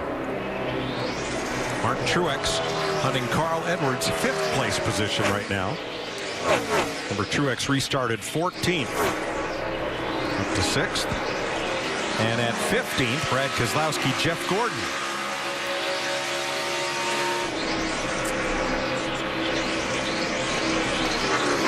And as they battle side by side off into the corner, Chris can update us on Eric Almirola's woes. That's right, Mike. Just checked in with his team, and he's saying he thinks the car is blowing up. He says it feels like it's struggling for fuel, and he doesn't know what the engine's really doing. But the oil pressure readings that he's giving back to the team say everything is fine. So a bit of a head scratcher down here. I don't know, Chris. He's we just saw that nice pass there by by Jeff Gordon over the tunnel past Brad Keselowski, but Chris, back to the 43. He's definitely got an engine problem because the thing is starting to show some smoke. And Mike, back to Matt's report on Dale Earnhardt Jr. Lap 90 is when the window opens to get it to the end. We'll have our Fox NASCAR Midway report next.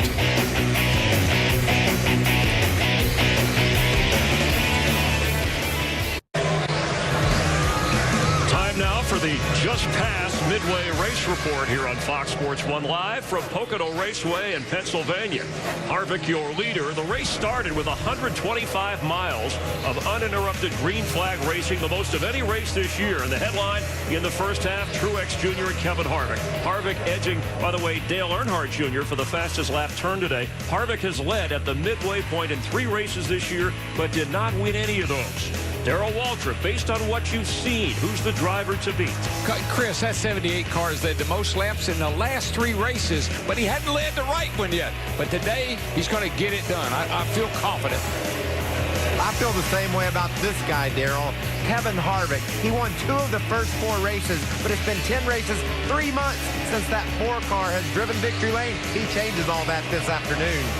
Michael, Dale Earnhardt Jr. came into this weekend trying to accomplish something only 2 other drivers have accomplished here, win 3 consecutive races. After qualifying 20th, he knew that was going to be a tough task. Now he's running 2nd. It's a reality. It's been an up-and-down weekend for Jimmy Johnson. They weren't great in final practice. We have a tire down. Speaking of the 48, I was just going to say, hang in there for a 4th win, but Jimmy Johnson has a cut tire. He's coming to pit road, guys. Johnson to the pit lane. I'm looking at Carl Edwards as caution comes out here on the speedway. Edwards led the first 14 laps of this race, but I'm picking him because on Friday, when other drivers saw difficulty with the tunnel turn, he saw opportunity.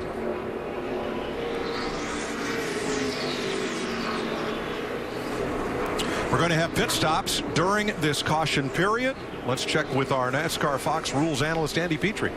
Yeah, Mike, we've had 4 pit road speeding penalties today that have affected a few drivers. Paul Menard got 2 of those. We also had the penalty for Joey Logano with the transmission change before the start of the race. He had to start at the back, and he also got one of the speeding penalties, but he's at least worked his way back into the top 15. Thanks, Andy. And pole sitter Kurt Busch, who has not led a lap but has stayed close to the top 10 all afternoon. Brother Kyle Busch 0 for 20 in his career in Pocono races, and his third race back from injury has made it as high as 8th.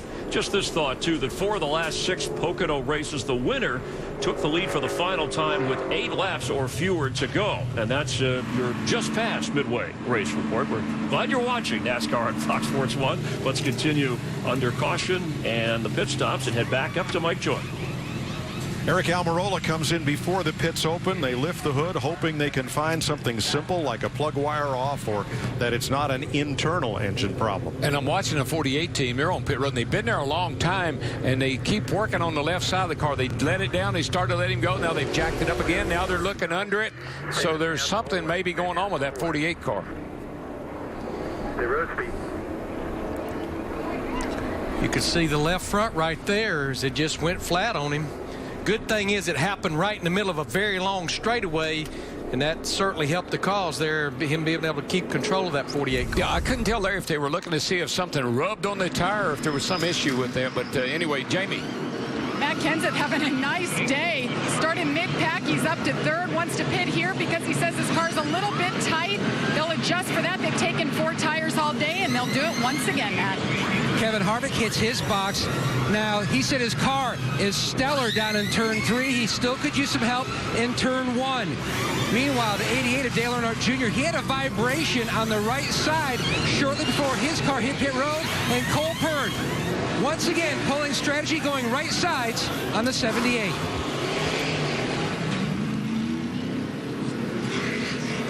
Truex beats Kyle Busch off pit road, while Austin Dillon, who was the 9th place driver, did not pit.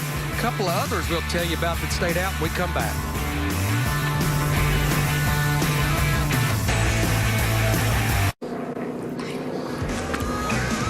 Welcome back to Pocono. 70 laps to go. 1 lap to the restart. And problems on pit road. We'll watch from Brad Keselowski's car. Martin Truex is going to be pitted right in front of Brad. Watch the air hose the tire changer is using on the 78. As Keselowski is done, his crewmen come back to the wall. And you'll see the tire changer on the 78 look back for his air hose. And it'll be just a little too late right there. Keselowski's going to run over it and drag it along with him down pit road. And a couple of crew guys get upended by this. Yeah, it's so dangerous. I mean, you get hung under there, and that thing is like a rope, and it just cuts your legs right out from under you. Kyle Turner, one of those upended, we're told. And Andy Petrie, we know there's a rule against removing equipment from the pit box. What if it's not your equipment? Well, I think that's the key phrase right here, Mike, because that was not the 2 cars' air hose or air wrench that they removed, obviously removed from the pit stall. Brad Keselowski is able to go through that pit and actually 2 more and to be legal. Those the other guys really need to try to clean up pit road a little quicker to get that out of the way, but there's not going to be a penalty on either one of these teams. All right, we're going to add 1 more lap of caution, so we'll take a pit stop.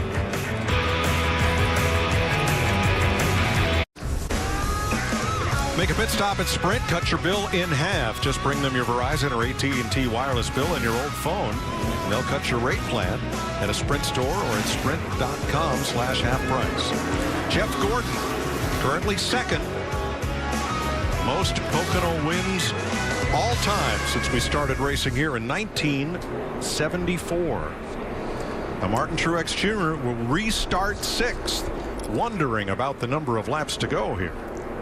Just got to save here, and then we can make it a 1 more stop. I have to make up about 2 laps over the next 2 runs. Copy. Do you know how much not shifting is worth? It wasn't a lot, but I mean, it's going to be a 10th or 2 at least. On the restart, Jeff Gordon, Austin Dillon, Kyle Larson, Tony Stewart, and Sam Hornish Jr. did not pit under that caution. They're out front. The reason they didn't pit, their window had not opened. You will see those drivers on pit road under green in the next 8 to 10 laps. And the conversation about not shifting, how much will it save? It'll save a little bit. And when you're trying to save fuel, just keep it in high gear. That will help. Jamie?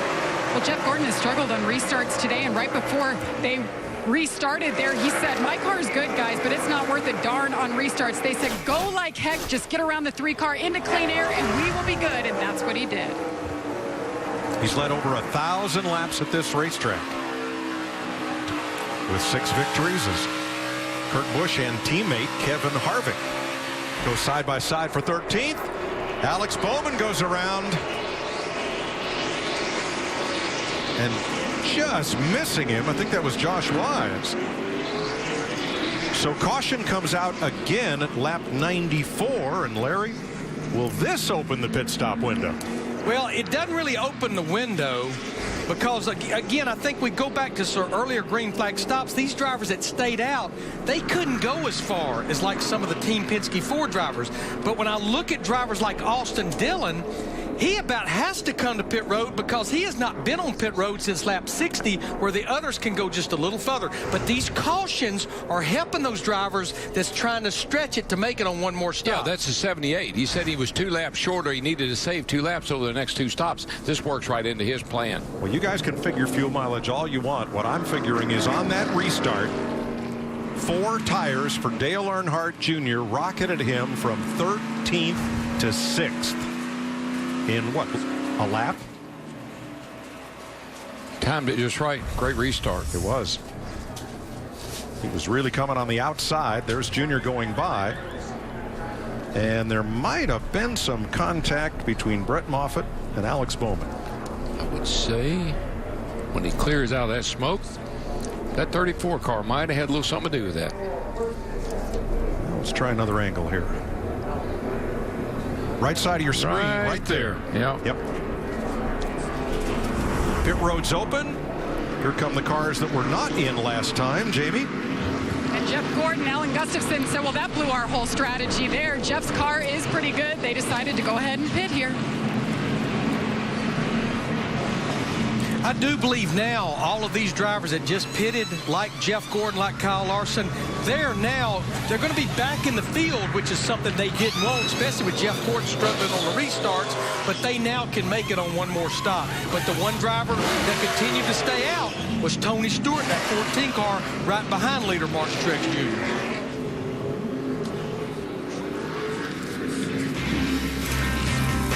66 laps to go. Differing strategies. We'll see how they play out.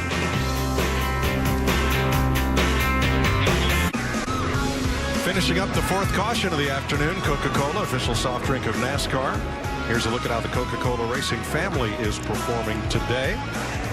All of them are among the 27 cars on the lead lap as we get ready to restart with 64 to go. Martin Truex, Tony Stewart did not pit under this caution either. They will be on the front row for this restart ahead of Keselowski and Earnhardt, Kane and Kyle Busch, Dillon and Patrick, Kurt Busch and Harvick, your top 10. Boy, I like where that 78 car is now. I think his strategy is pretty good. They needed a couple of laps, and those caution laps are going to help him, I think. So I like where he is right now. Kyle Busch top to bottom, eases it into turn 1, 3 wide. Earnhardt on the top side, goes around Stewart. Casey Kane slips up behind Harvick. Whoa. That blue 5 car went for a big ride there and backed up some folks. Looks like the 405. Look at this. The Fox office is there. I've seen this not work out too good a lot of times. Whoa, 4 wide. And at second, Keselowski and Earnhardt. But, Mike, you mentioned it before we went to break. Dale Earnhardt Jr., 4 fresh tires. He is making some hay. All I know is these guys back here, they are racing their hearts out trying to just pass anybody, somebody. Give me some room. Well, they're getting all they can here just right after a restart. Like you said earlier, Darrell, I'll come get some fresh tires, and I'll pass everybody on the restart. And 20 people all thought that way. Exactly.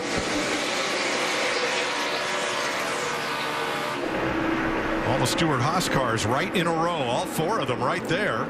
Add Kurt Busch to that mix, and you've got the whole company from 5th through 8th.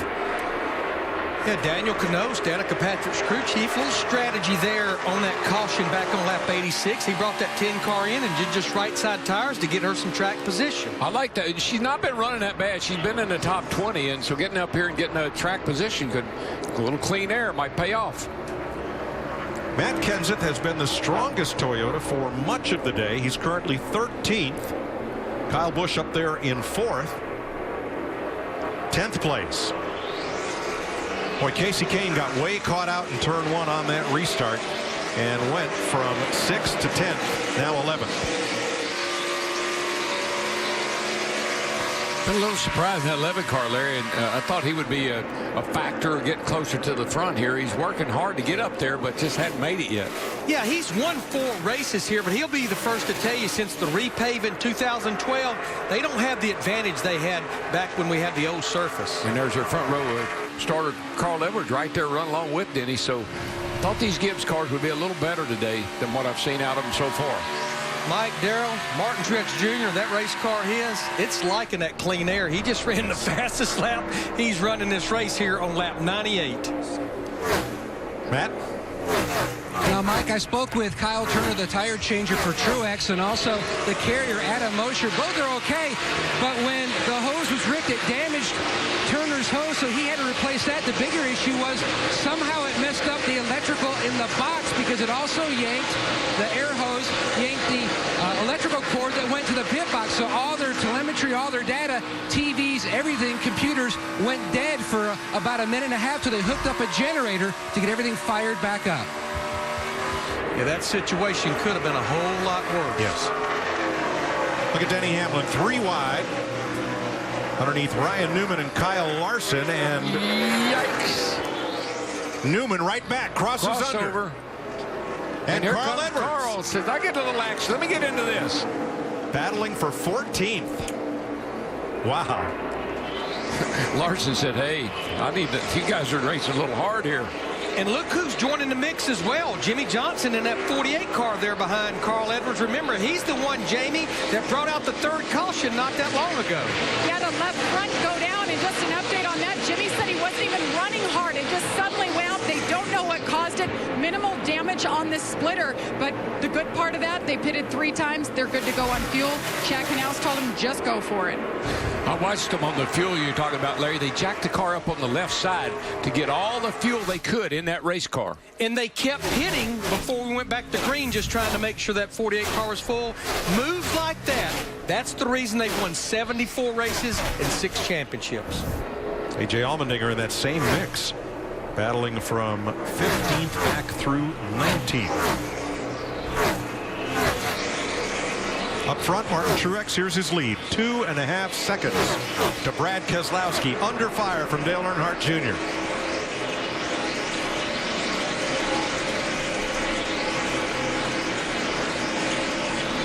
See why one of the most revered names in NASCAR. Trust the most winning name in NASCAR. Go to Chevy.com/Dale Jr.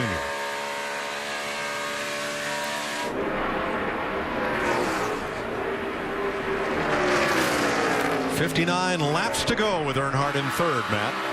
Mike, the battle for bragging rights may have already taken place this weekend. Now, Dale Earnhardt Jr. has his own paintball war field at his house, and Jr. challenged Jimmy Johnson and the 48 guys to his 88 guys Saturday. Now, if you talk to the guys, the 48 guys won the battles, but Junior's team, they won the war. They scored the flag. Good time had by all. But I think that everyone was extremely impressed with the IT guys. They showed up with exceptional guns. So you know what happens? There will be a round 2, and everyone will show up with all new stuff. You know how the competition goes. Yep. Escalating technology. It's always even in fun.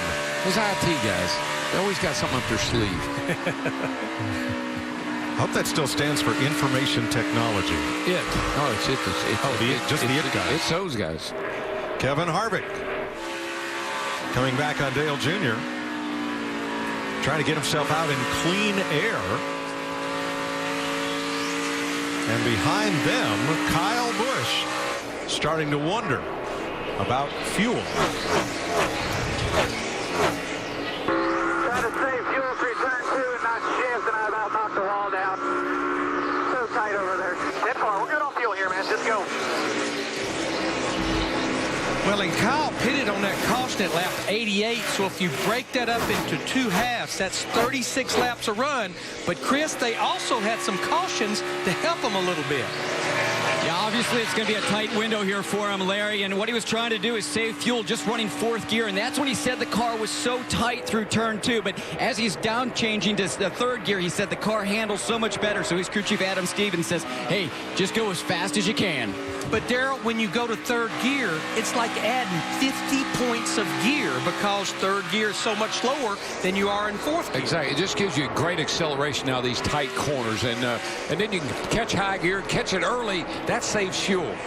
What we call short shifting. Get that thing back in high gear a little quicker, and it'll save a little fuel.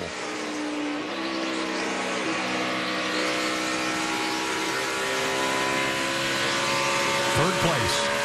Earnhardt closes on Keselowski's Ford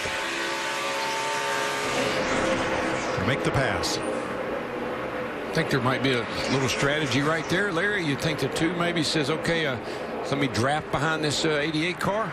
Well, we know that the 2 car, Brad Keselowski and that Ford and his teammate Joey Logano, they probably can go further than anyone. The window will open somewhere around lap 124, 125.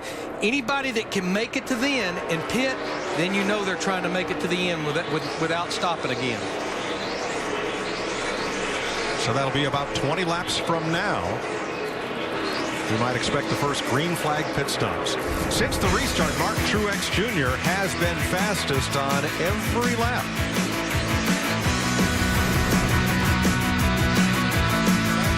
Fox coverage of the 2015 FIFA Women's World Cup continues. Alex Morgan, Abby Wambach, Hope Solo, and Team USA play their first game. They battle Australia only right here on Fox Sports 1. Your home for the Women's World Cup. Fox Sports 1. And it's all streaming live on Fox Sports Go. Here at Pocono, Pennsylvania, 52 laps to go. Martin Truex has been out front since that last restart. Still looking for his first win of the season, but he's led the most laps in every one of the last 3 races. They've had some heartbreakers. If he doesn't win today, it's going to break my heart. I'm telling you, I want this guy to win a race. And Mike, last year, he only led 1 lap total the entire season. These guys are working they've done such a great job. They built him new cars. They're doing everything right. They just need to get that W. Now he's about to lap Tony Stewart, who restarted up front but made a green flag pit stop just a little bit ago. The Busch brothers 5th and 6th behind Brad Kay.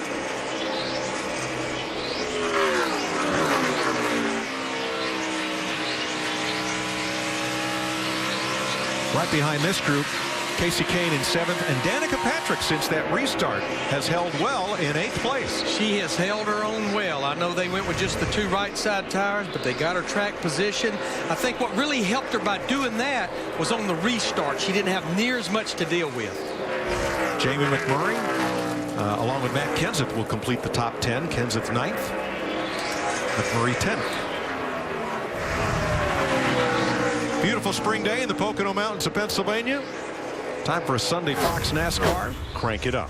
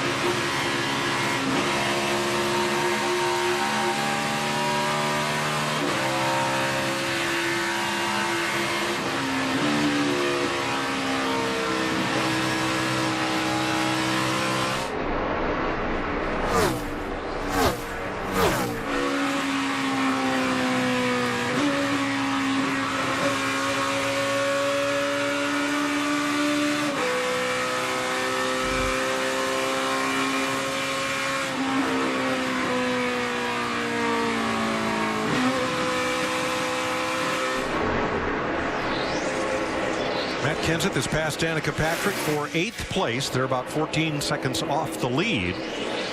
And over the last 9 laps or so, Kevin Harvick has cut Martin Truex's lead in half. It's down to 1.7 seconds. Dillon boys having a nice run today. Austin now 20th after starting up in the top 10. And his younger brother Ty in the number 33, running a full Xfinity Series schedule, but only a very partial Sprint Cup schedule, having a great race in 13th, Chris. That's right, Mike. This is just his third time running in Sprint Cup this year, and talking to him before the race, he said he's just amazed at the level of competition up here. And he said it is so tough to get into the top 20. So that's really what they were looking for this week, and they've got it in hand right now. And he said the balance of that car, really good. Well, Mike, we know Ty would love to be in the Sprint Cup Series next year and lead the Xfinity Series and run the Sprint Cup cars. He's sort of auditioning. Maybe he's trying to impress someone, you know. Hey, put me in a car. Let me get up to that next level. Well, maybe what paid dividends was going over to Churchill Downs the middle of last week and hanging out with American Pharoah before they loaded him up to take him over to the Belmont. Tell you what, I love that horse. I never. There's sometimes you see celebrities, you see things, you know. But I love that horse. But Alan Cavana and Andrew Dowd from Fox Sports 1 went to the race. They did drove a show here from the and drove right over there. Went to see the race, had great seats, and I think cashed a winning ticket. Martin Truex Jr. 1.6 seconds up on Kevin Harvick at the uniquely shaped and decorated Pocono Raceway with those grandstand spires inspired by Churchill Downs.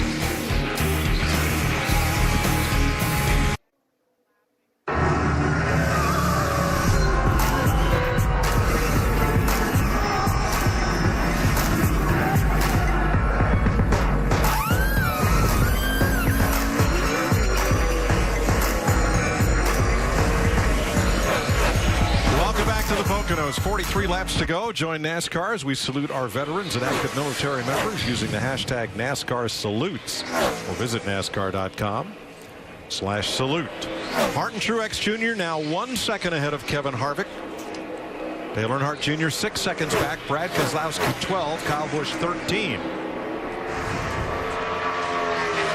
Now in the first round of practice, there was a lot of talk about the bumpiness in turn number 2, but no pun intended. Since then, things seem to have kind of leveled out. Well, what happens is when you got the car in qualifying trim, you got an aggressive shock package, and so bumps like that will upset the car. In the race, you lighten that package up a little bit, and the car rides through there a lot easier than it did in the qualifying trim. I think that's what we're seeing. Let's take a look at the right rear suspension on Kyle Larson's 42 car. You'll see it as he goes through those bumps over in turn 2. It's a quick trip through there. There's no question. Now earlier, the track bar was right even with the bottom of the fuel cell. So you can see he's made a major adjustment lowering the panhard rod, or what we call a track bar. Yeah, and we thought that drivers would use that a lot here, Mike, because of the 3 different corners that you spoke about before the green flag and how long the straightaways. But also remember that teams can still adjust this on a pit stop just like we've done for years. This is just the first year that the driver can do it from the cockpit. Yeah, lowering it like that, Mike, tells me the car must have been a little bit loose. He lowered that down trying to tighten it up. Kyle Busch gave up a spot to his older brother, and here comes Casey Kane trying to take away 6th place from Kyle. Matt Kenseth looking in. I don't think Kyle is totally without issues. That little problem with the downshift and over the tunnel turn. But the 20 car looks pretty good there, Jamie. Yeah, battling for 7th on the track right now. I talked to Jason Ratcliffe this morning. He said, we're a top 5 car in speed, but we're not sure what it's going to do in traffic. Well, Matt Kenseth just reported he's a little tight, but it's enabled him to maneuver the car where he wants it. So they've made it better throughout the course of the race. Yeah, a whole lot better than, you know, having one that's a little bit tight and having one that's pushing loose. That you can't stand that. Just ahead of them, Kurt Busch pulling down on Brad Keselowski. Shortly, that'll be a battle for 4th. Let's go up to 3rd place and take a nationwide inside ride with Dale. Nope. Sam Hornish in the wall. With 100 miles to go, caution is out at lap 121. got a right front suspension broken. It looked like the left front tire was down when I first saw the car, and then he hit the outside wall, and you can see the right front is broken the upper A-arm, it looks like. Harnish was 22nd and was on the lead lap.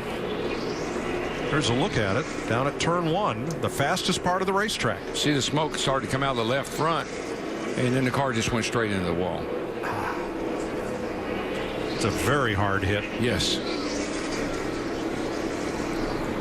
Brief flash fire there. We've seen a few left front failures today for different reasons. Now the window net's down. He just took the steering wheel off as he talks to the safety workers on scene. Guys, it never fails. A caution comes just about 2 to 3 laps before the window opens for drivers to come to pit road and be able to make it to the end. But I think this is one of those situations where you have to come, you have to top it off of fuel, make sure it's full, and just try to save all you can. Remember what I told you? How many laps can you run on a tank of fuel? Oh, about 34, except if there's 39 to go, then I might be able to run 39. Yes, sir. There's a look at Pocono International Raceway from our aerial coverage provided by Goodyear, proudly supporting our military for 100 years. Show your support. Participate in the charity auction for our troops at Goodyear.com. Goodyear, official tire of NASCAR. Pit road's open. Tony Stewart gets the free pass. A lot of the leaders in. Matt? Mike, the sun is back out, but while it was in the shade, the track temperature dropped 13 degrees over a good 15-lap stretch. So a lot of guys whose cars were good then went to the tight side. Harvick said his car was tight. Expect almost everyone to go 4 tires. Junior said he was struggling with a balance issue. His car was tight. Truex said the same thing out in clean air, and Brad Keselowski said the clean air was his biggest help, and then all of a sudden his car swung tight. So slight adjustments all the way around. Hey, looked like the boys nailed it that time, Larry, with 4 tires for everybody.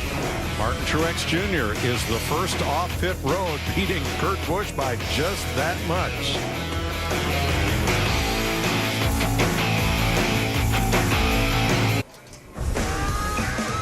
Make a pit stop at Sprint. Cut your bill in half. Just bring them your Verizon or AT&T wireless bill and turn in your old phone. Or go to sprint.com/half price for details. Martin Truex trying to win for the first time since Sonoma 2013.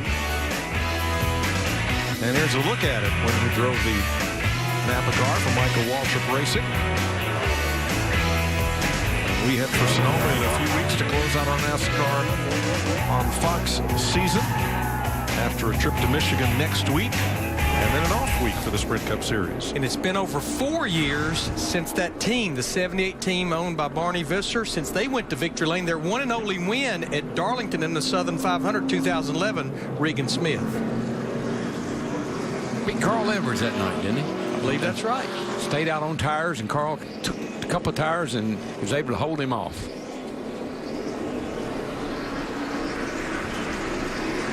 Sam Hornish is the reason for the caution flag at lap 121, coming with just about 100 miles to go. Here's your Advanced Auto Parts race off pit road. And of course, Kurt Busch, the pole sitter, had first pick of pit stalls, and it was that close with Keselowski 3rd, Harvick 4th, Kyle Busch and Dale Earnhardt Jr. the top half dozen there. Yeah, Truex's guys really stepped up on that stop, Mike. That was a nice stop. Got him out in the lead. Yeah, because every driver except for Austin Dillon and the 3 who took 2, every driver took 4 tires. We're going to have a restart, looks like, with 35 to go. The question, can everybody make it to the end? I'll bet there's a lot of conversations about that going on right now. We listened in on the 88. Yeah, stay fuel here. Yeah, where do we sit on fuel? We're about 3 laps short here. With these cautions, we're going to be low.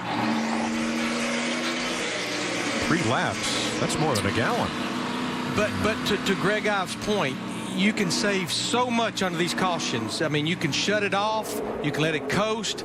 Used to use about a 2-to-1 ratio. Probably it's a lot greater than that now, just the way they do things. And Mike, with the shifting, no kidding, you can not shift for a few laps. That's going to save you a little bit of fuel. Then you can short shift. In other words, when you're in third, get it back into high gear as quick as you possibly can once you get up on the straightaway. A lot of little things the driver can do to really help this situation. 8 or 9 cars took the wave around. They're racing hard to catch the pack before we go green. Heading into turn 3. You see the lineup of the top 10 of what are now 30 lead lap cars. Tony Stewart got the free pass. Here they come off turn 3 for the restart. This should be pretty wild right here. I mean, we're getting down to it now, and this is when everybody really steps up their game.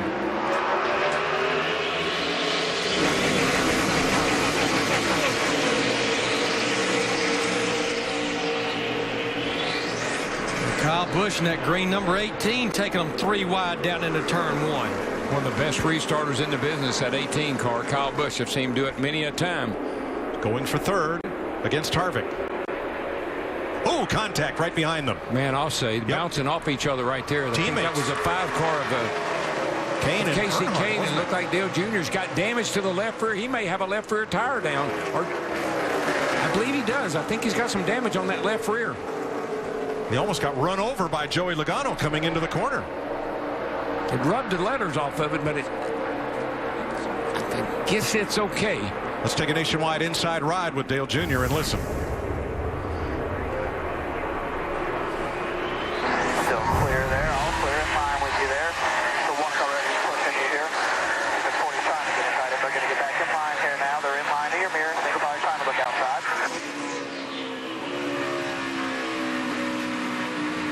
Outside, by himself.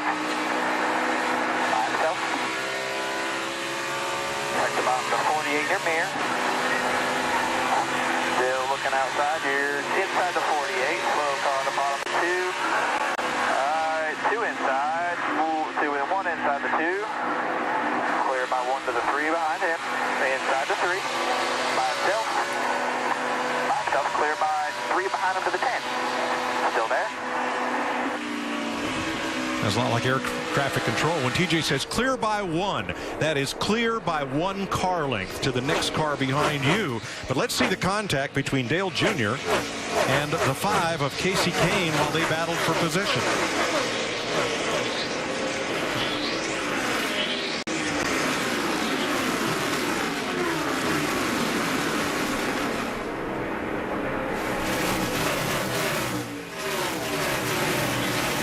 This will be looking out the back of Brad Keselowski's car. When we get to it, pretty good action right there.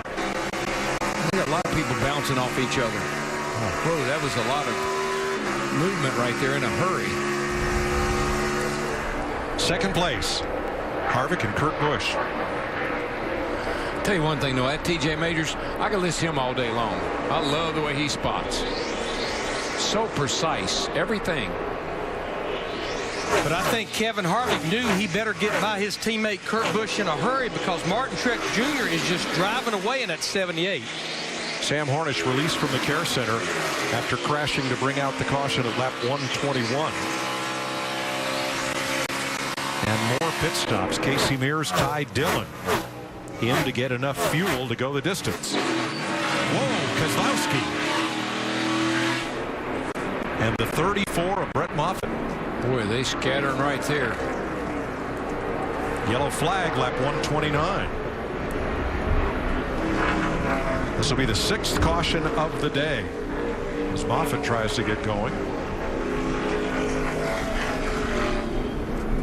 Gonna have to take a look at this, see what happened between. I don't know if there's contact between him and the 2 or not. 2's got damage on the right front. Let's have a look. Keselowski on the outside of Jamie McMurray, and the 1. Yeah, it's the 34 gets up in that real loose gray stuff, can't go anywhere, and Brad's already committed to the outside, and he makes pretty serious contact with the 34 car. And Darrell, did it look like Brad just got so high that finally he got into that loose stuff and he couldn't do anything either? That's exactly what happened. You pick that stuff on your tires, and you see the 34, he's up there in the gray dirt, can't go, and here comes Brad right behind him. He can't turn because he got trash on his tires, built up on his tires, and gets right in the back of 34 Moffitt. Moffitt was 30th, 1 lap down. Here's a look from Brad's onboard. Clear low. Inside. Hold on to it here. No caution inside. Caution. Keselowski was 10th at the time. Trying to make something happen with this damn car that won't run. We're down the straightaway. Now that is unusual.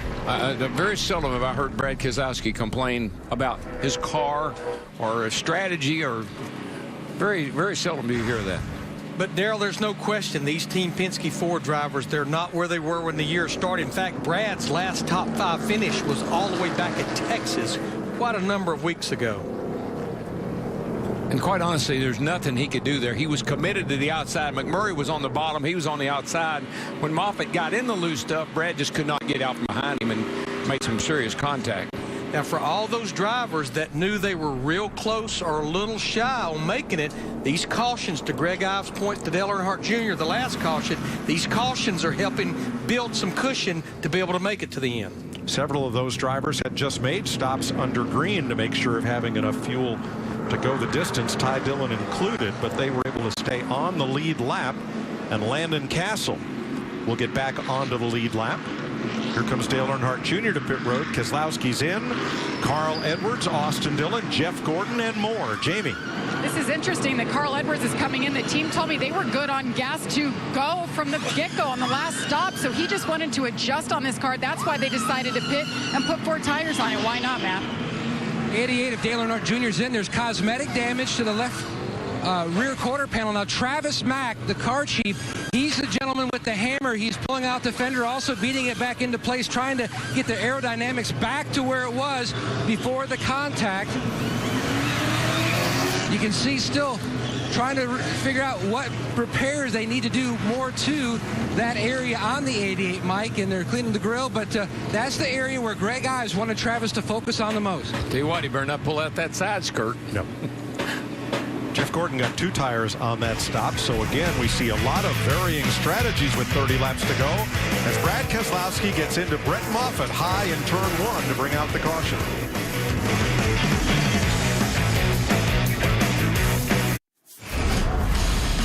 Right after the race on Fox Sports Live. Plenty more from Pocono. What made the difference at the Tricky Triangle? Plus, the inspiring story of one crew member who refuses to slow down at the track and in the fight for his life. Plus, a full preview of NBA Finals Game 2 live from Oracle Arena.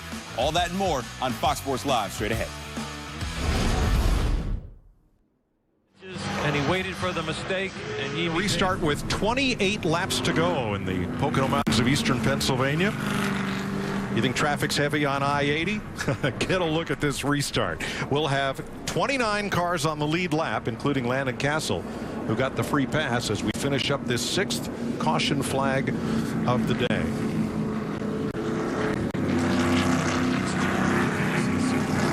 Next 2 Sprint Cup races coming up on the Fox family of networks are these. Fox Sports 1 is your home for NASCAR. And as the summer comes, the Sprint Cup Series really heats up. As many big-name drivers are still looking for a win, they'll have to team a few tough tracks in the next month. Michigan and Sonoma are up next. And all the excitement and drama can only be found here on Fox Sports 1. Michigan, a place that Jimmy Johnson won last year. We talked about the summer surge of Hendrick Motorsports with Michael Waltrip, Chris Myers. Hendrick Motorsports drivers had only led 3 laps today. It's been the Truex Jr. Kevin Harvick show. Yeah, and Truex Jr. is setting in the perfect position. I don't think fuel's an issue. He just needs to get the perfect start. He's good on the short run, Chris, but man, Harvick comes alive after 10 or 15 laps on his tires. This is going to be a classic shootout. And worth pointing out, Kyle Busch up to 4th and Matt Kenseth 0 for 30 on this track. In position, the best he's been all day, up to 5th. Let's rejoin Darrell, Larry, and Mike. All right, who you like, Darrell? Well, I want that 78 to win, and folks, don't get me wrong. I'm not pulling for or against anyone. Just love to see that team win a race, but they're not going to beat that 4 car. He's too hard to hold off at this point. The last time a crew chief won on his birthday, it was Alan Gustafson for Jeff Gordon a couple of years ago. Today is Rodney Childers' birthday. Kevin Harvick's crew chief. Kurt Busch will line up third, anticipating this restart. The 4 car said feel free to push. He's struggling, I think, the same way when he hits third gear like we are. 10-4. Out of our best chance. Teammates will line up on the inside of rows 1 and 2. You're looking back from Kevin Harvick. On the outside, Martin Truex in a Chevrolet, and then Kyle Busch in a Toyota. Then it's Kenseth's Toyota, Logano's Ford, followed by the Chevys of Kane, Johnson, McMurray, and Newman, your top 10. Here we go.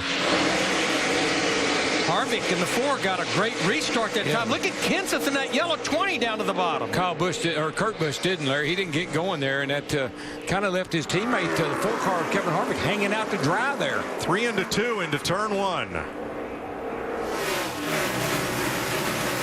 If Martin Truex can get a big enough lead and he can get away from that 4 car, he might be able to hold him off. But the 4 has just been better on the long run. He catches Martin right at the end of the long run.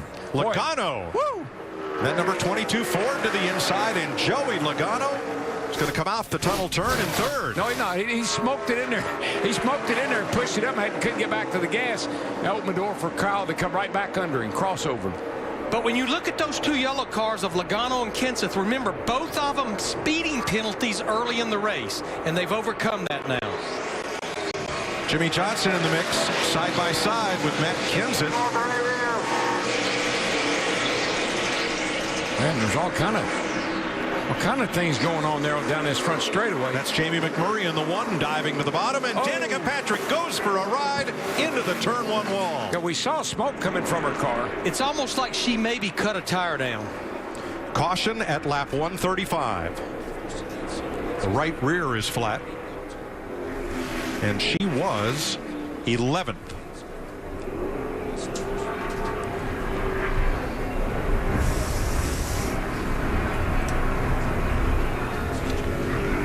Jimmy Johnson gets pinned up against the wall there, side by side with Matt Kenseth.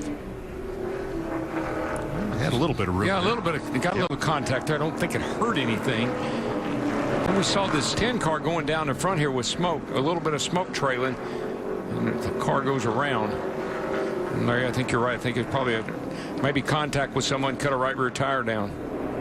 When you're all bunched up like this and you got Jimmy bouncing off the wall and somebody's rubbing up against your left rear, your right rear, the 22 car, he's got some damage on the right side. It gets crazy. These last few restarts just these guys go crazy. David Gilliland will be the recipient of the free pass. I don't know how much damage Logano's got on his car. He got some.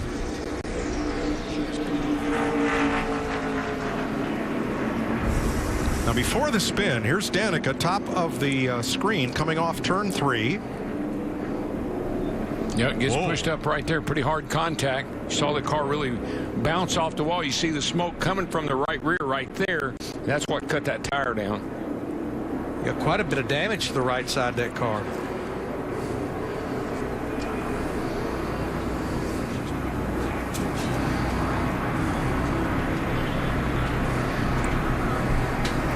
Danica's made her way back to pit road where they'll try to make repairs. Martin Truex had jumped out to the lead. Here's his crew chief, Cole Pern. He knows now absolutely they can make it to the end on fuel, and he likes what he sees with his driver on restarts right now. Well, we listened in on Jimmy Johnson through that. Can you thank the 20 for driving me into the wall off of turn 3, please?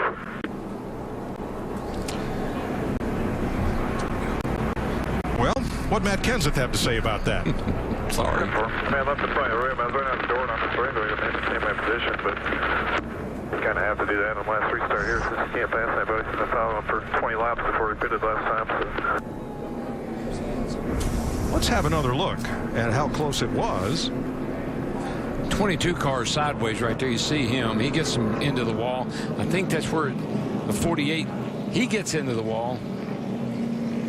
I'm not sure exactly how I would translate all that. The 22 maybe caused more of that than the 20 did. Well, we're back to them both being yellow cars again. Oh my gosh, not again.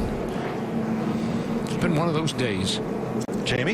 And Jimmy Johnson, you saw there, he just kissed the wall, and he just told Chad Knaus, I did a half lap at speed, and I think we're all good to go. Okay. Had a pretty, you talk about an up and down day for Jimmy Johnson. They have the ability to recover just about better than I think anybody in the sport right now. They can take things like him trying to spin out at Kansas and turn around, win the race. This guy right here, Chad Knaus, he just knows what to do. And I think the key, Darrell, is where they cut that tire down at lap 87, they were able to stay on the lead lap. Get right back into contention here.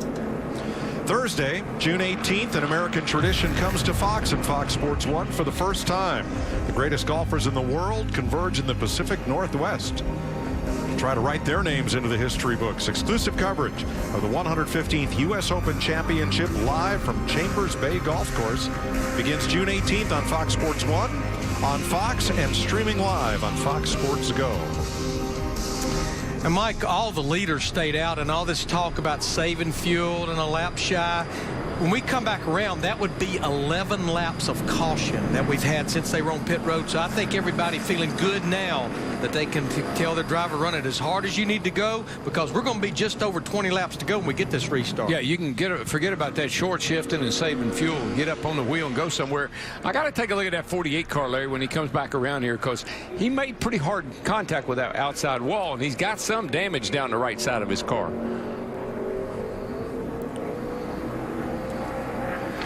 He's sitting in the 6th position right now. You can see back there over the right rear tire where that's caved in right over the top of the tire. I don't know. It might be all right, but when he goes in the corner and that travels a little bit, he could get a tire rub. Well, Darrell, he's in 6th place out of 29 lead lap cars. Would you dare send him to pit road? No, you can't. Yeah. I mean, you know, you're in a box. See those ignition switches being flipped on and off as drivers scramble to save fuel.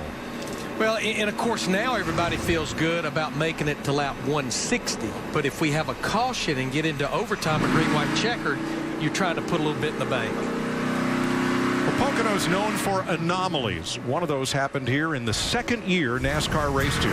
1975 was the first visit to Pocono for Roger Penske's team.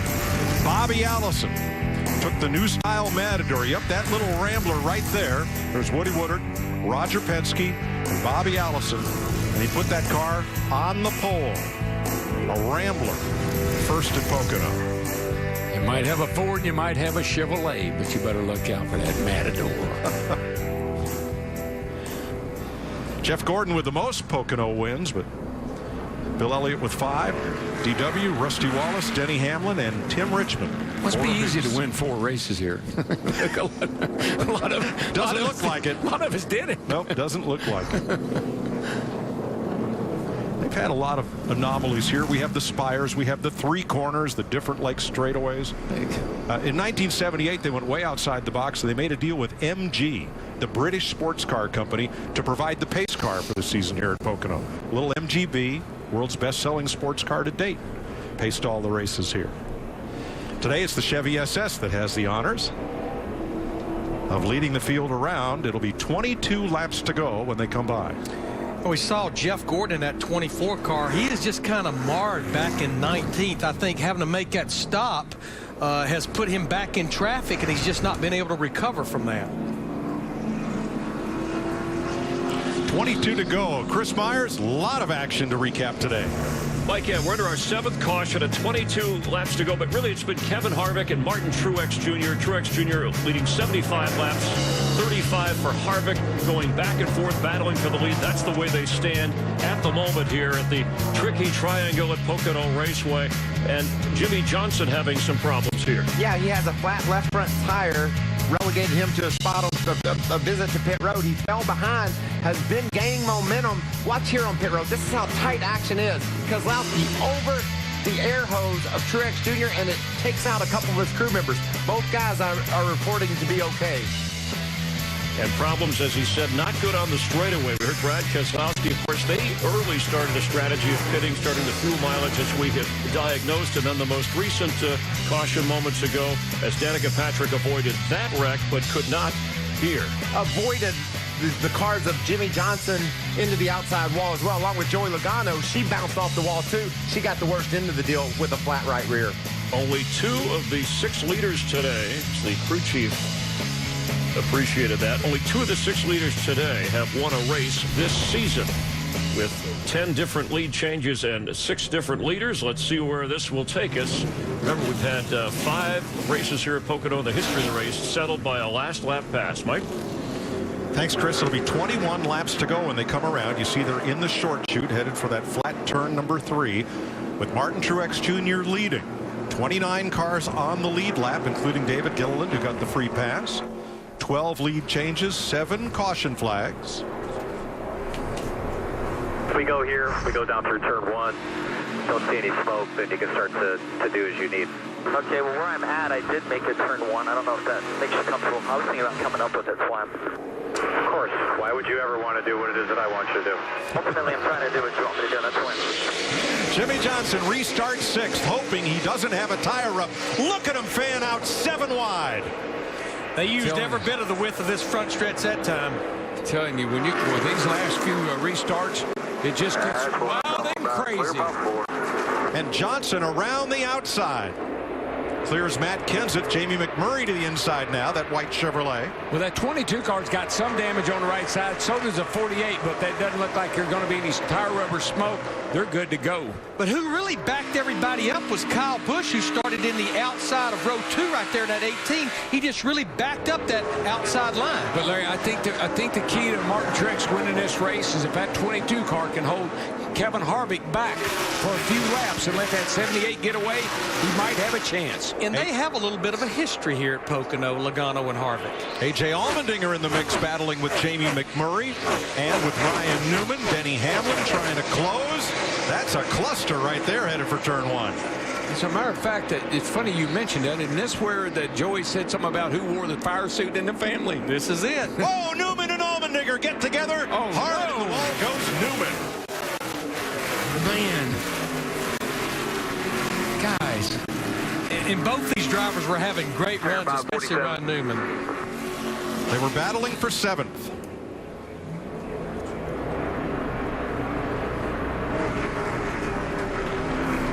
Car's destroyed on the back.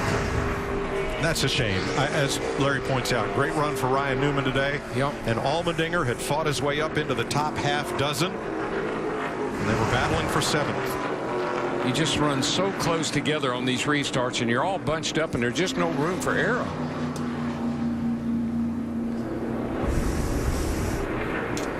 See Allmendinger down the inside there.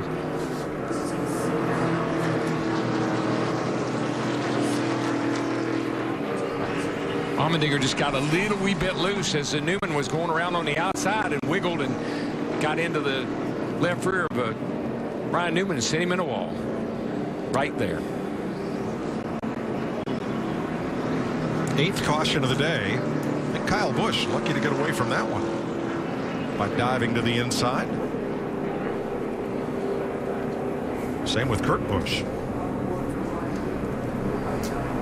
Here's a look at it in real time. You'll see how fast things happen. Fastest part of the racetrack. You just watch that 47. It just wiggles a little bit, and it's just enough to get him up the hill into the side of the 31.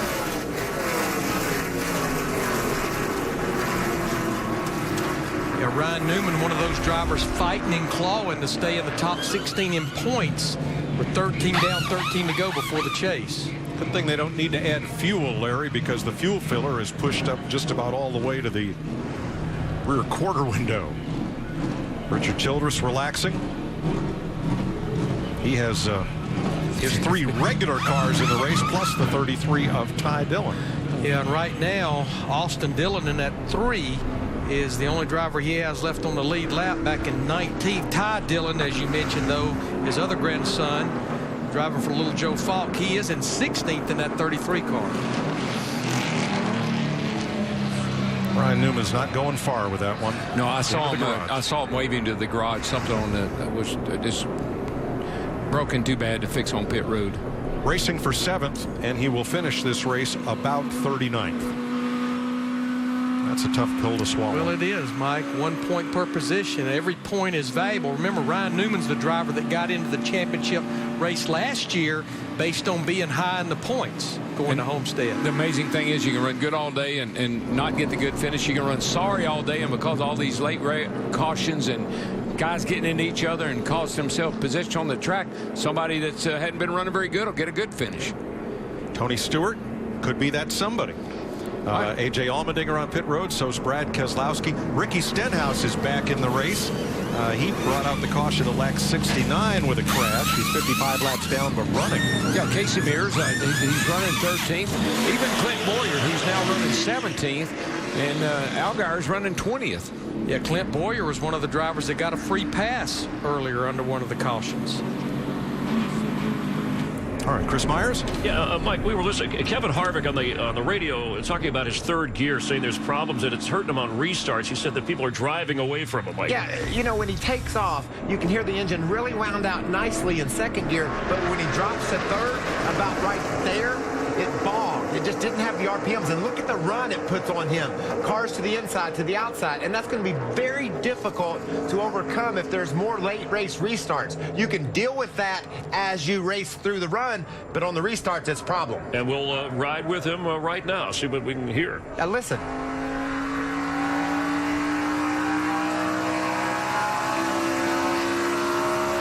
That was a little late in the shifting, right? Yeah, you could hear the engine really lugging there. That was after he had gone from second to third. You can see here, once he gets it wound up, he's going to be hard to touch. But late rate restarts could be his downfall. Yeah, Darrell, Larry, do you have a thought on that? Well, you know, different gear ratios, guys set their cars up differently. I don't know what the range is that they can use in third gear, but if you get a real high third gear, like sounds like what he's got, it'll really hurt you on restarts. Yeah, they won't let you run any higher than a 114. You can run lower, but that's the highest you can run, which enables these guys to be able to shift down to third gear. 1 to go.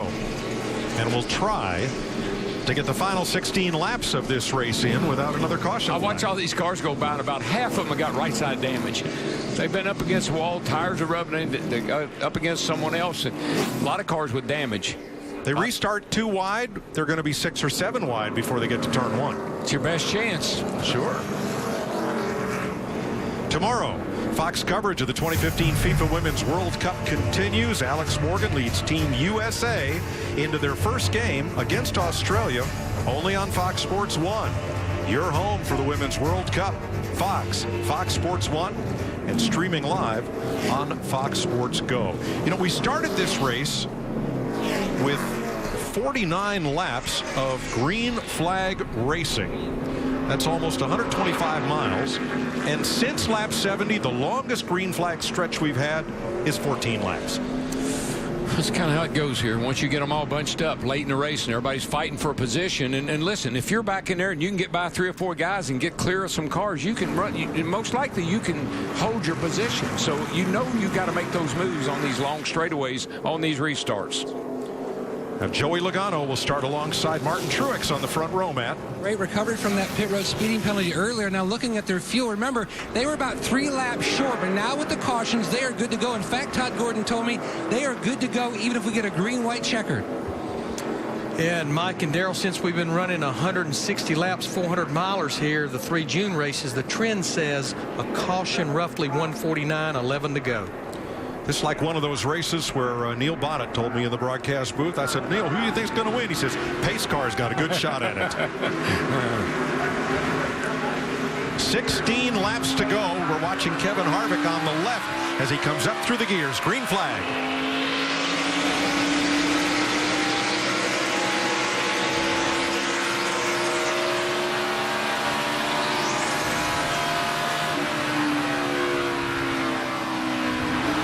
Truex is out of here.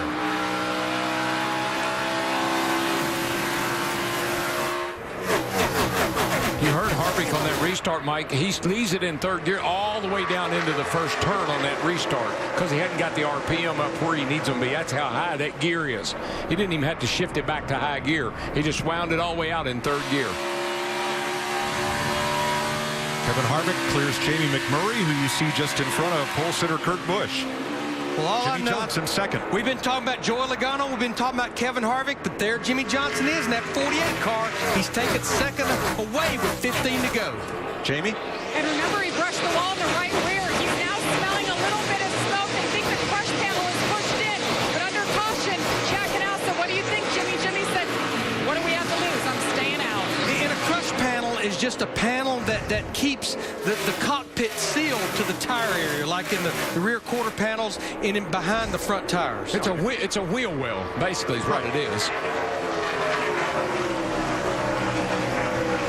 It's funny that the 48 and the 22, the two cars that got into each other and bounced off the wall pretty good, are holding their own. Here comes Kevin Harvick down underneath Joey Logano across the short chute to make that pass. That high gear that we're talking about in the 4 car, once he gets going, is probably a benefit, but he just can't get going on these restarts. 14 laps to go. New Jersey's Martin Truex trying to seal the deal for the first time this season. Mike, and he is picking them up and putting them down. A 51.23 to a 51.76 on Johnson. In a 51.23, that's the fastest lap he's run all day long. He is after it right now. And you can see it. I mean, he's gapping Jimmy Johnson every straightaway and every turn. Now, Larry, that's the fastest lap anybody's run all day long. It is. Yes, it is. Over 175 miles per hour average. Might want to hold a little wee bit in the bank just in case we have another restart. I wouldn't want to use it all up right here, although, you know, you got to do what you got to do. But once I had me a nice cushion here, I might hold it a little. I might save a little. Here's Truex's best friend right now, Kevin Harvick, filling up the rearview mirror of Jimmy Johnson, and that's increasing the gap first to second to 2 seconds as these two battle for second. Yeah, that lap, Martin Truex runner 51.49. Johnson fighting off Harvick 52.16. Not for long. Here comes that 4 car around Jimmy Johnson up off of turn 1 over there down the back chute. Little drag race here. Clears him in front of him. Sets his sights on 78 car, which is a long way out there. 2.4 seconds first to second with 12.5 laps to go. Well, I know Cole Pern, the crew chief, was celebrating a caution earlier. Right now, he's celebrating 12.5 laps of green flag racing. Dale Jr. inside Casey Mears. That's for 13th. They're about 8.5 seconds back. Let's see what the lap times are this time. There goes the 78 of 51.51.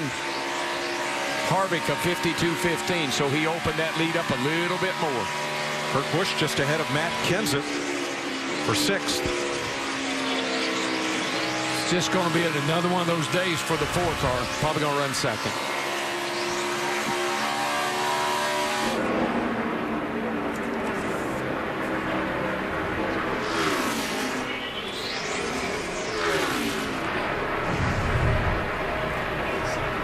The 78 car has been flawless today, man. The only trouble they had was that little bit of hiccup in the pits. Everything else has been all go. Martin Truex Jr. grew up a track rat. His dad, Martin, very successful in the Busch North Series. His uncle Barney, very successful with the New Jersey Modifieds. The Truexes have been drivers and owners.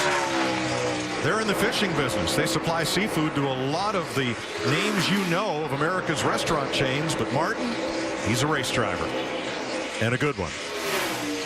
Harvick picked up a couple of tenths that time, a 55 to a 34. With coming to 10 laps to go, Martin Truex Jr. has about a 2.5-second lead. Kurt Busch has caught Jamie McMurray for 5th.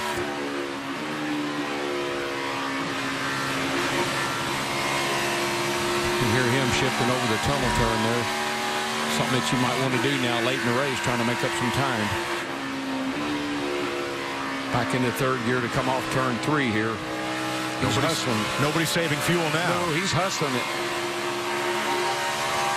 2.4 first to second. Truex to Harvick now. Harvick was just a little wee bit quicker that lap, but not much. Matt? Mike, the turnaround for Martin Truex Jr. really began with 2 races to go last fall. Cole Pern started to call the races for Truex. Over the winter, every crew member member look within themselves, trying to figure out how they can make this team overall better. Martin also realized the role he plays, the tone he sets, and he has faith in these guys that if they get off track or if there's a mistake, they can recover. We've seen that so many times this year. But Cole told me the confidence that Martin has in it is enormous, and it's carrying over. Once again, 4 straight races, he has just led so many laps. Here is 5 pit stops today. A lot of Canadian fans come to Pocono. Cole Pearn, only the second full-time Canadian crew chief in NASCAR. But you can see the last 2 that they needed is when they rose to the occasion, especially when all drivers hit pit road there at lap 122 and changed 4 tires, and they maintained, and that has been the difference making when you see they had issues earlier in the race. That 0 right there, they neither gained nor lost. Came in first, went out first. Yeah, you couldn't gain. You just needed to maintain.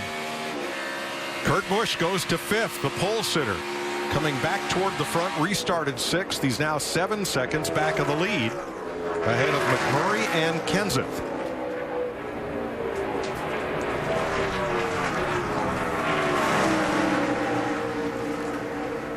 Quite honestly, most of these drivers right now, they're thinking, I hope there's not another restart, because I don't know if I can take another restart or not. You just get in so much trouble when they're all bunched up like that.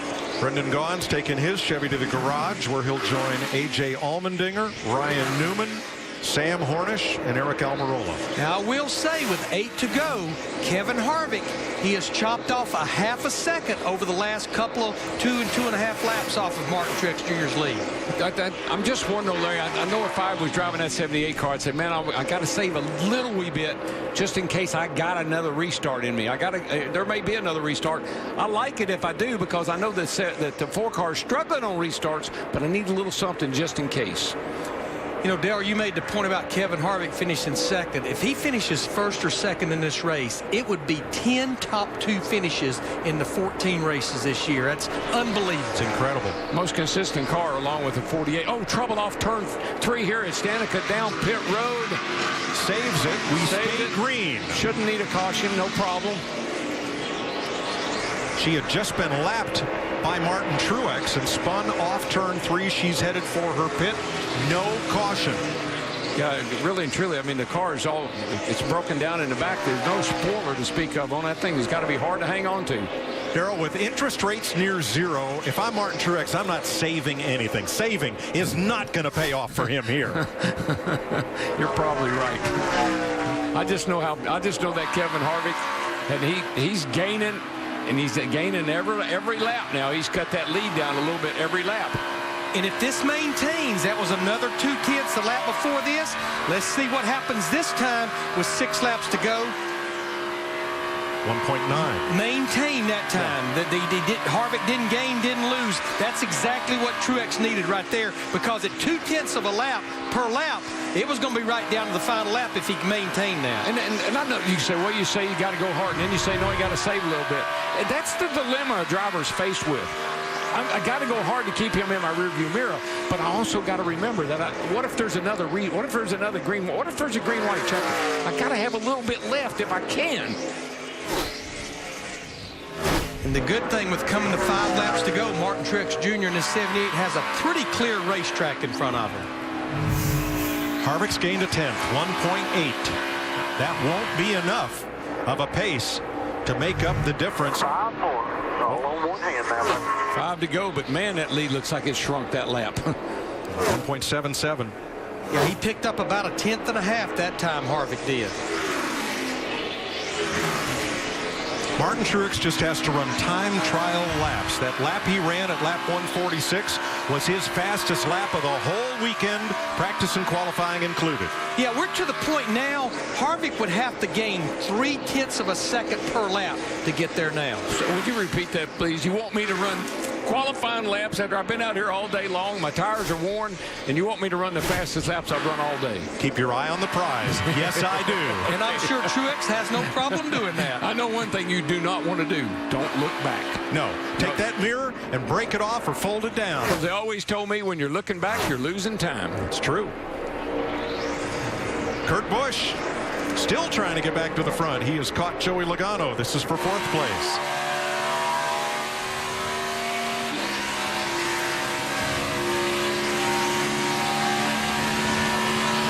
McMurray's caught Kenseth for 6th. Still a lot of good battles here with 4 to go. I'm sure if Matt Kenseth can come out of here with a top 10, he'll feel like he won the race, considering his record here over the last few years. Right, he's not had a top 20 here since joining Joe Gibbs Racing. Is that right? Right, and even the race before he joined Joe Gibbs was not a top 20. No, this is one of Matt's, really, numbers-wise, one of his worst racetracks. Now, Dale Earnhardt Jr., 12th. He's closing in on Greg Biffle, the leader of Roush Fenway Racing. Biffle close to a top 10 here. He is 11th.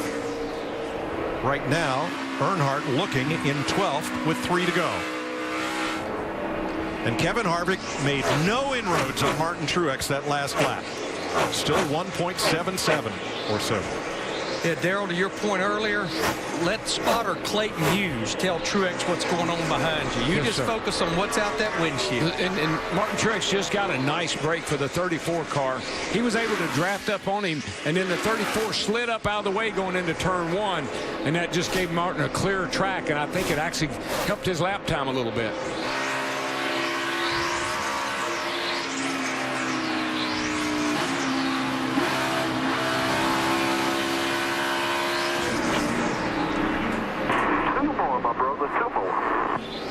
Harvick gains half a tenth on that lap as Dale Jr. moves into 11th ahead of Biffle. 1.7 seconds.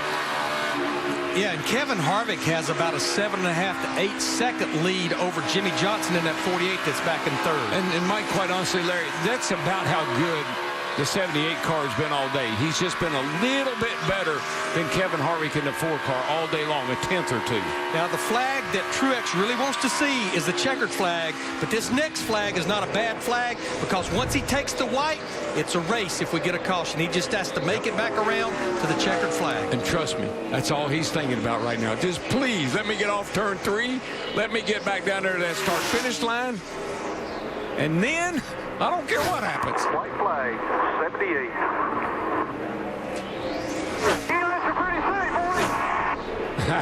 Don't celebrate yet now. You got to get all the way around this big joint. And Harvick has cut it to a 2.5 seconds. And this joint is big. It is. And it's a long way to go. Came off turn 1 one time leading the race and didn't make it back on the white flag. He's got clean racetrack in front of him. No traffic to deal with whatsoever. And you see that dynamic interval. That is showing you 1st to 2nd at the top of the screen. Last win for Truex, Sonoma, 2013. Almost 2 full seasons to go. Trying to become the 10th driver to win in 2015. Boy, he slowed it. He slowed her down getting into turn 3 that time. Got plenty of room between he and Kevin Harvick. And here he comes. Good job, boys. Good job. Martin Truex Jr. wins Pocono for his 3rd Sprint Cup triumph. Yeah, man, I'm super proud of you. Good job. Yeah, baby, yeah! Good job, guys. Awesome, awesome, awesome. Yeah. Girlfriend Sherry Pollux wipes away a tear. A lot of hugs up on that pit box. And I'm happy for that man right there, Cole Pern. He looked at me Friday and said, Larry, I'm not sure I can call winning strategy. I said, yes, you can. It gets hard when you have a race car that fast. Yeah, Saturday afternoon, Larry, I saw Cole Pern and Martin going to the Martin's coach over there with a notebook about the size of one of yours, and they said they were going in there to figure out what they need to do to that car to win this race today. They must have figured right. They figured it out. Kevin Harvick is 2nd, Jimmy Johnson 3rd, Joey Logano and Kurt Busch the top 5. Matt? Mike, today means so much for so many within the organization of the 78 team. And for you, this team has had such a statement race the past 4 weeks, over 450 laps. What does this day mean the most to you? I'm just happy for Martin, happy for Barney. You know, I mean, he's put a tremendous amount of effort into building this team to what it is today. And he decided this morning not to come today, which is unbelievable because when we won Darlington, he wasn't here either. So, I don't know. We thought he was our good luck charm for a lot of years or a lot of time this season. So, but I know he's watching at home, and we're super proud of him. Just happy for Martin and Sherry, everything they've gone through. It's just awesome. Just happy for all our guys too. A year of first timers, a UP from Michigan, Greg Ives, and now a Canadian, Cole Pern. going to victory lane. First time Sprint Cup crew chief winner.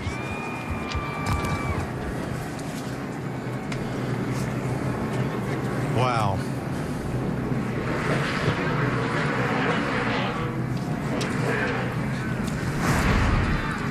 Well, you wonder, is burnt rubber the essence of racing? Sunoco fueling another victory. This time for Martin Truex Jr. It's a brand new car. I mean, these guys have done everything right. And they finally close the deal. Well done. Coming up, we'll have complete post-race coverage on Fox Sports Live. Right now, let's join Ryan Field and Don Bell. All right, guys, thank you. Welcome to Fox Sports Live. Don Bell hanging out with Ryan Field. We're sending you back out to Pocono in seconds for Victory Lane ceremony. Coming up, the inspiring story of one crew member who refuses to slow down at the track and in the fight for his life. Plus, we'll take you out to Oracle Arena for a live preview of Game 2 of the NBA Finals. But now, we go back to Mike Joy at Pocono. Thanks, fellas. Martin Truex Jr. becomes the 41st driver to win a Sprint Cup race at Pocono. Richard Petty in 1974 was the first. This season, he's finished in the top 10 in all but one of the 14 races.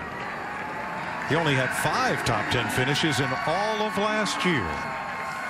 And once again, the bridesmaid is with Jamie Little. And Kevin Harvick came in. Everybody was pointing at this 4 car as the car to beat, but it just seemed like on restarts, that's where the 78 got away. Yeah, we just couldn't go on restarts. We would lug really bad in third gear and just kind of have to go into defense mode. Struggled in turn 1 with splitter on the ground, but all in all, just good job by my Budweiser team. Just things aren't lining up to win races right now, but all in all, everybody's doing a great job. I'm really happy for Martin. I know he went through a lot, and for him and Sherry, that if you're gonna lose to somebody today, that's a great person to lose to. Well said. 10th top 2 finish for Kevin Harvick, Mike.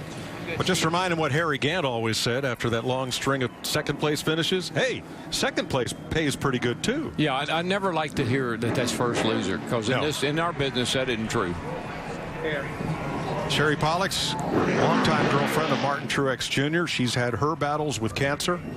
Martin lost his grandmother early this week. She passed on Wednesday. Been quite a tumultuous week for this entire team, their family and extended family. Now there's the thrill of victory. How about that? This has got to be one of the most popular victories in a long time. And it's a home track win. Yes, Dover is closest to his home, but Pocono might be a shorter drive from Mayetta, New Jersey. Chad Knaus offering congratulations. Joe Garone there with Cole Pern. I mean, look at all the crew chiefs coming and other crew members congratulating Cole Pern. There's only one first win, and that's what Cole Pern will remember about this win here at Pocono today. Rick Hendrick offers his congratulations. Yeah. I think that was Doug Rickert. What a great feeling of accomplishment that Cole Pern has got to feel right now, to take this team and do what he's done with it in a short period of time, and he's been in charge of it. What a deal. A single car team based way outside the NASCAR homeland in Denver, Colorado is sitting in victory lane in Pennsylvania. Here's Chris Neville. And Martin Truex Jr. finally comes down from his car. Oh, big hug and a kiss from his girlfriend Sherry Pollux down here. Awesome, dude. Awesome. Woo! Way to go, Martin, what a year it has been. You finally get into victory lane. Everything you've been through personally, professionally, how does this win feel? That feels unbelievable. Just I can't thank all these guys enough on the Furniture Row Chevrolet. Just what a great group of guys, and you know, I knew we were going to get one. Everybody kept asking, when are you going to win? When are you going to win? What's going on? I knew we had the team. I knew we had what it took. Just had to get things to play out the way we needed them to, and I feel like I'm on cloud 9 right now. So just awesome. Just awesome. Thanks to Barney Visser, Furniture Row, Sprint, the fans, everybody. Everybody that's made this possible. Last year and a half's been tough. This feels pretty dang good. 5 restarts and Kevin Harvick stalking him in the last 10 laps. Martin Truex Jr. comes home the winner. Hey, thanks very much. Back with Michael Waltrip, Chris Myers, and this is a terrific story. I mean, this is an underdog driver. I know he's led the most laps in the last 4 races, including today. Single-car team, referred to the owner, Barney Visser, based in Denver, not with the rest of the teams in North Carolina. It's been a couple of years since he ran for Michael Waltrip Racing. Worked through a sports psychologist. It was about a year ago when Sherry, you saw his girlfriend, battled cancer and is doing quite well, knock on wood. He's talked to us about that. And just coming so close, fighting against the odds, and finally celebrating Martin Truex Jr. And there is Sherry embracing the moment. You know, I know Martin well, and to see him happy and laughing and smiling, you could just feel the weight lifting off of his shoulders. And he's in victory lane. He's locked in to the chase. He's going to be added to our chase standing. He's going to run for a championship is Martin Truex Jr. Yes, and I'm sure he's proud of the fact he doesn't have to point his way in. Remember, the concept is the goal anyway, win and you're in. So now 10 spots are filled with the drivers who won races, and Jimmy in great position because he's won 4, even though he had a rough day today. So only 6 spots are open with 12 races to go until we get to the chase. But 14th, 15th, and 16th, Chris, made this very interesting. All 3 of those drivers having serious issues today that brought a lot of other racers to battle for those last couple of spots if we don't get 16 winners. And Jimmy Johnson never led a lap today, but he wound up 3rd, standing by, looking on at the celebration, talking with our Jamie Little. Well, what an eventful day for Jimmy Johnson. Once again, you had damage. You blew a tire. You got into the wall later, but you opted to stay out and you bring it home 3rd. How did you make that happen? Just never giving up, I guess. Just a great race team, great race car. I think the 78 and the 4 had more pace than anyone else, but to be in that next group of cars, leading that next group of cars with a car that's right side knocked off it, splitter missing up front, a good result. So plenty of challenges today for our Lowe's team. Also want to say thank you to Lowe's for allowing me to put the Jimmy Johnson Foundation on the side of the race car. We gave it a great run. Our Blue Bunny Helmet of Hope had a lot of success with the 5 charities on it. 3rd's not the end of the world, so we'll take it. We'll go on to the next one. One of your biggest fans, Bo, that you met last week with a big hug. You took it upon yourself to find him and bring him here today. What was it like hanging out with him pre-race? Yeah, it was great. Sorry we kind of hid him from you. I know that you were eager to see him if he was coming, but such a special moment last week, and we reached out to his family this week, and they wanted to come and be a part of what we did here in Pocono. So to see him, spend some more time with him today was incredible. What a wonderful spirit he has, awesome parents. Blessed to get to know him a little bit over the last 2 weekends. Certainly want to say hello to my girls at home. On my way, I'll see you soon. Hats off to you to bring Bo. Everybody loves seeing him.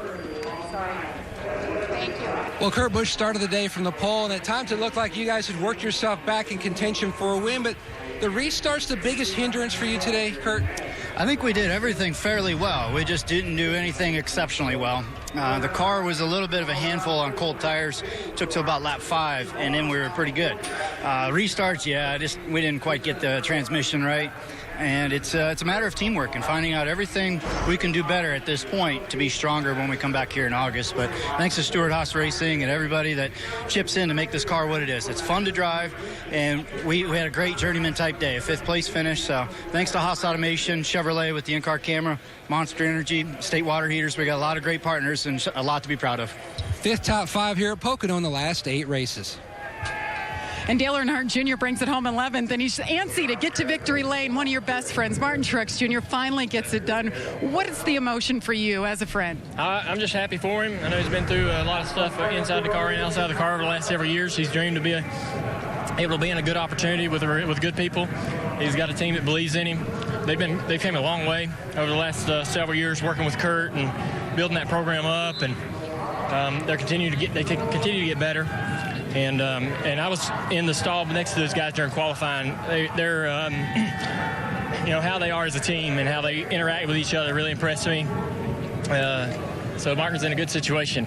It's real refreshing. Looking forward to going over there and saying hey to him. And the Nationwide Chevrolet was fast today. We had a lot of fun out there, passed a lot of cars. I made a mistake, or I don't know what really happened on the back straightaway. 2 come off the wall like he almost hit it. I yanked to the left and not run into him and hit the 5. So just racing hard. Got to get everything you can get. Can't give up anything. Had a lot of race car, and was trying to use it. Thanks, Junior. Go celebrate with your buddy. Chris? And now Martin Truex, yeah, they're buddies from way back. 165 miles from Marietta, New Jersey is Pocono, and a 400-mile performance today that will change things dramatically for Martin Truex Jr. because now he can race differently knowing that he's in the chase. Yeah, talking to Carl Edwards after winning Charlotte, you would have thought it was his first victory ever after a long drought because he was so happy. He said, we can just focus on winning a championship now. We can test, we can practice, we can work our way toward the chase knowing we're in. That's where Truex is right now. And Chris, if they get any more performance out of that single car team, they're going to be hard to beat. A big day for his Chevrolet. He led the final 27 laps. He had to lead or restarts 4 different times and hold off Kevin Harvick, who's been outstanding this year. Let's get some final thoughts from Darrell, Larry, and Mike. Well, I'm thinking back a year and a half ago, Truex left his embattled team and the NASCAR mainland to go out on that island in Denver, Colorado, and only had 5 top 10s last year. He's had top 10s in every one but one race this year and now gets to victory lane. If you knew everything this young man and his family and his racing family had been through, you'd be crying tears of happiness for him, as I'm about to. Yeah, no, I literally feel the same way. To see Martin last year, we didn't talk about Martin Truex last year, and when we did, it wasn't ever anything good.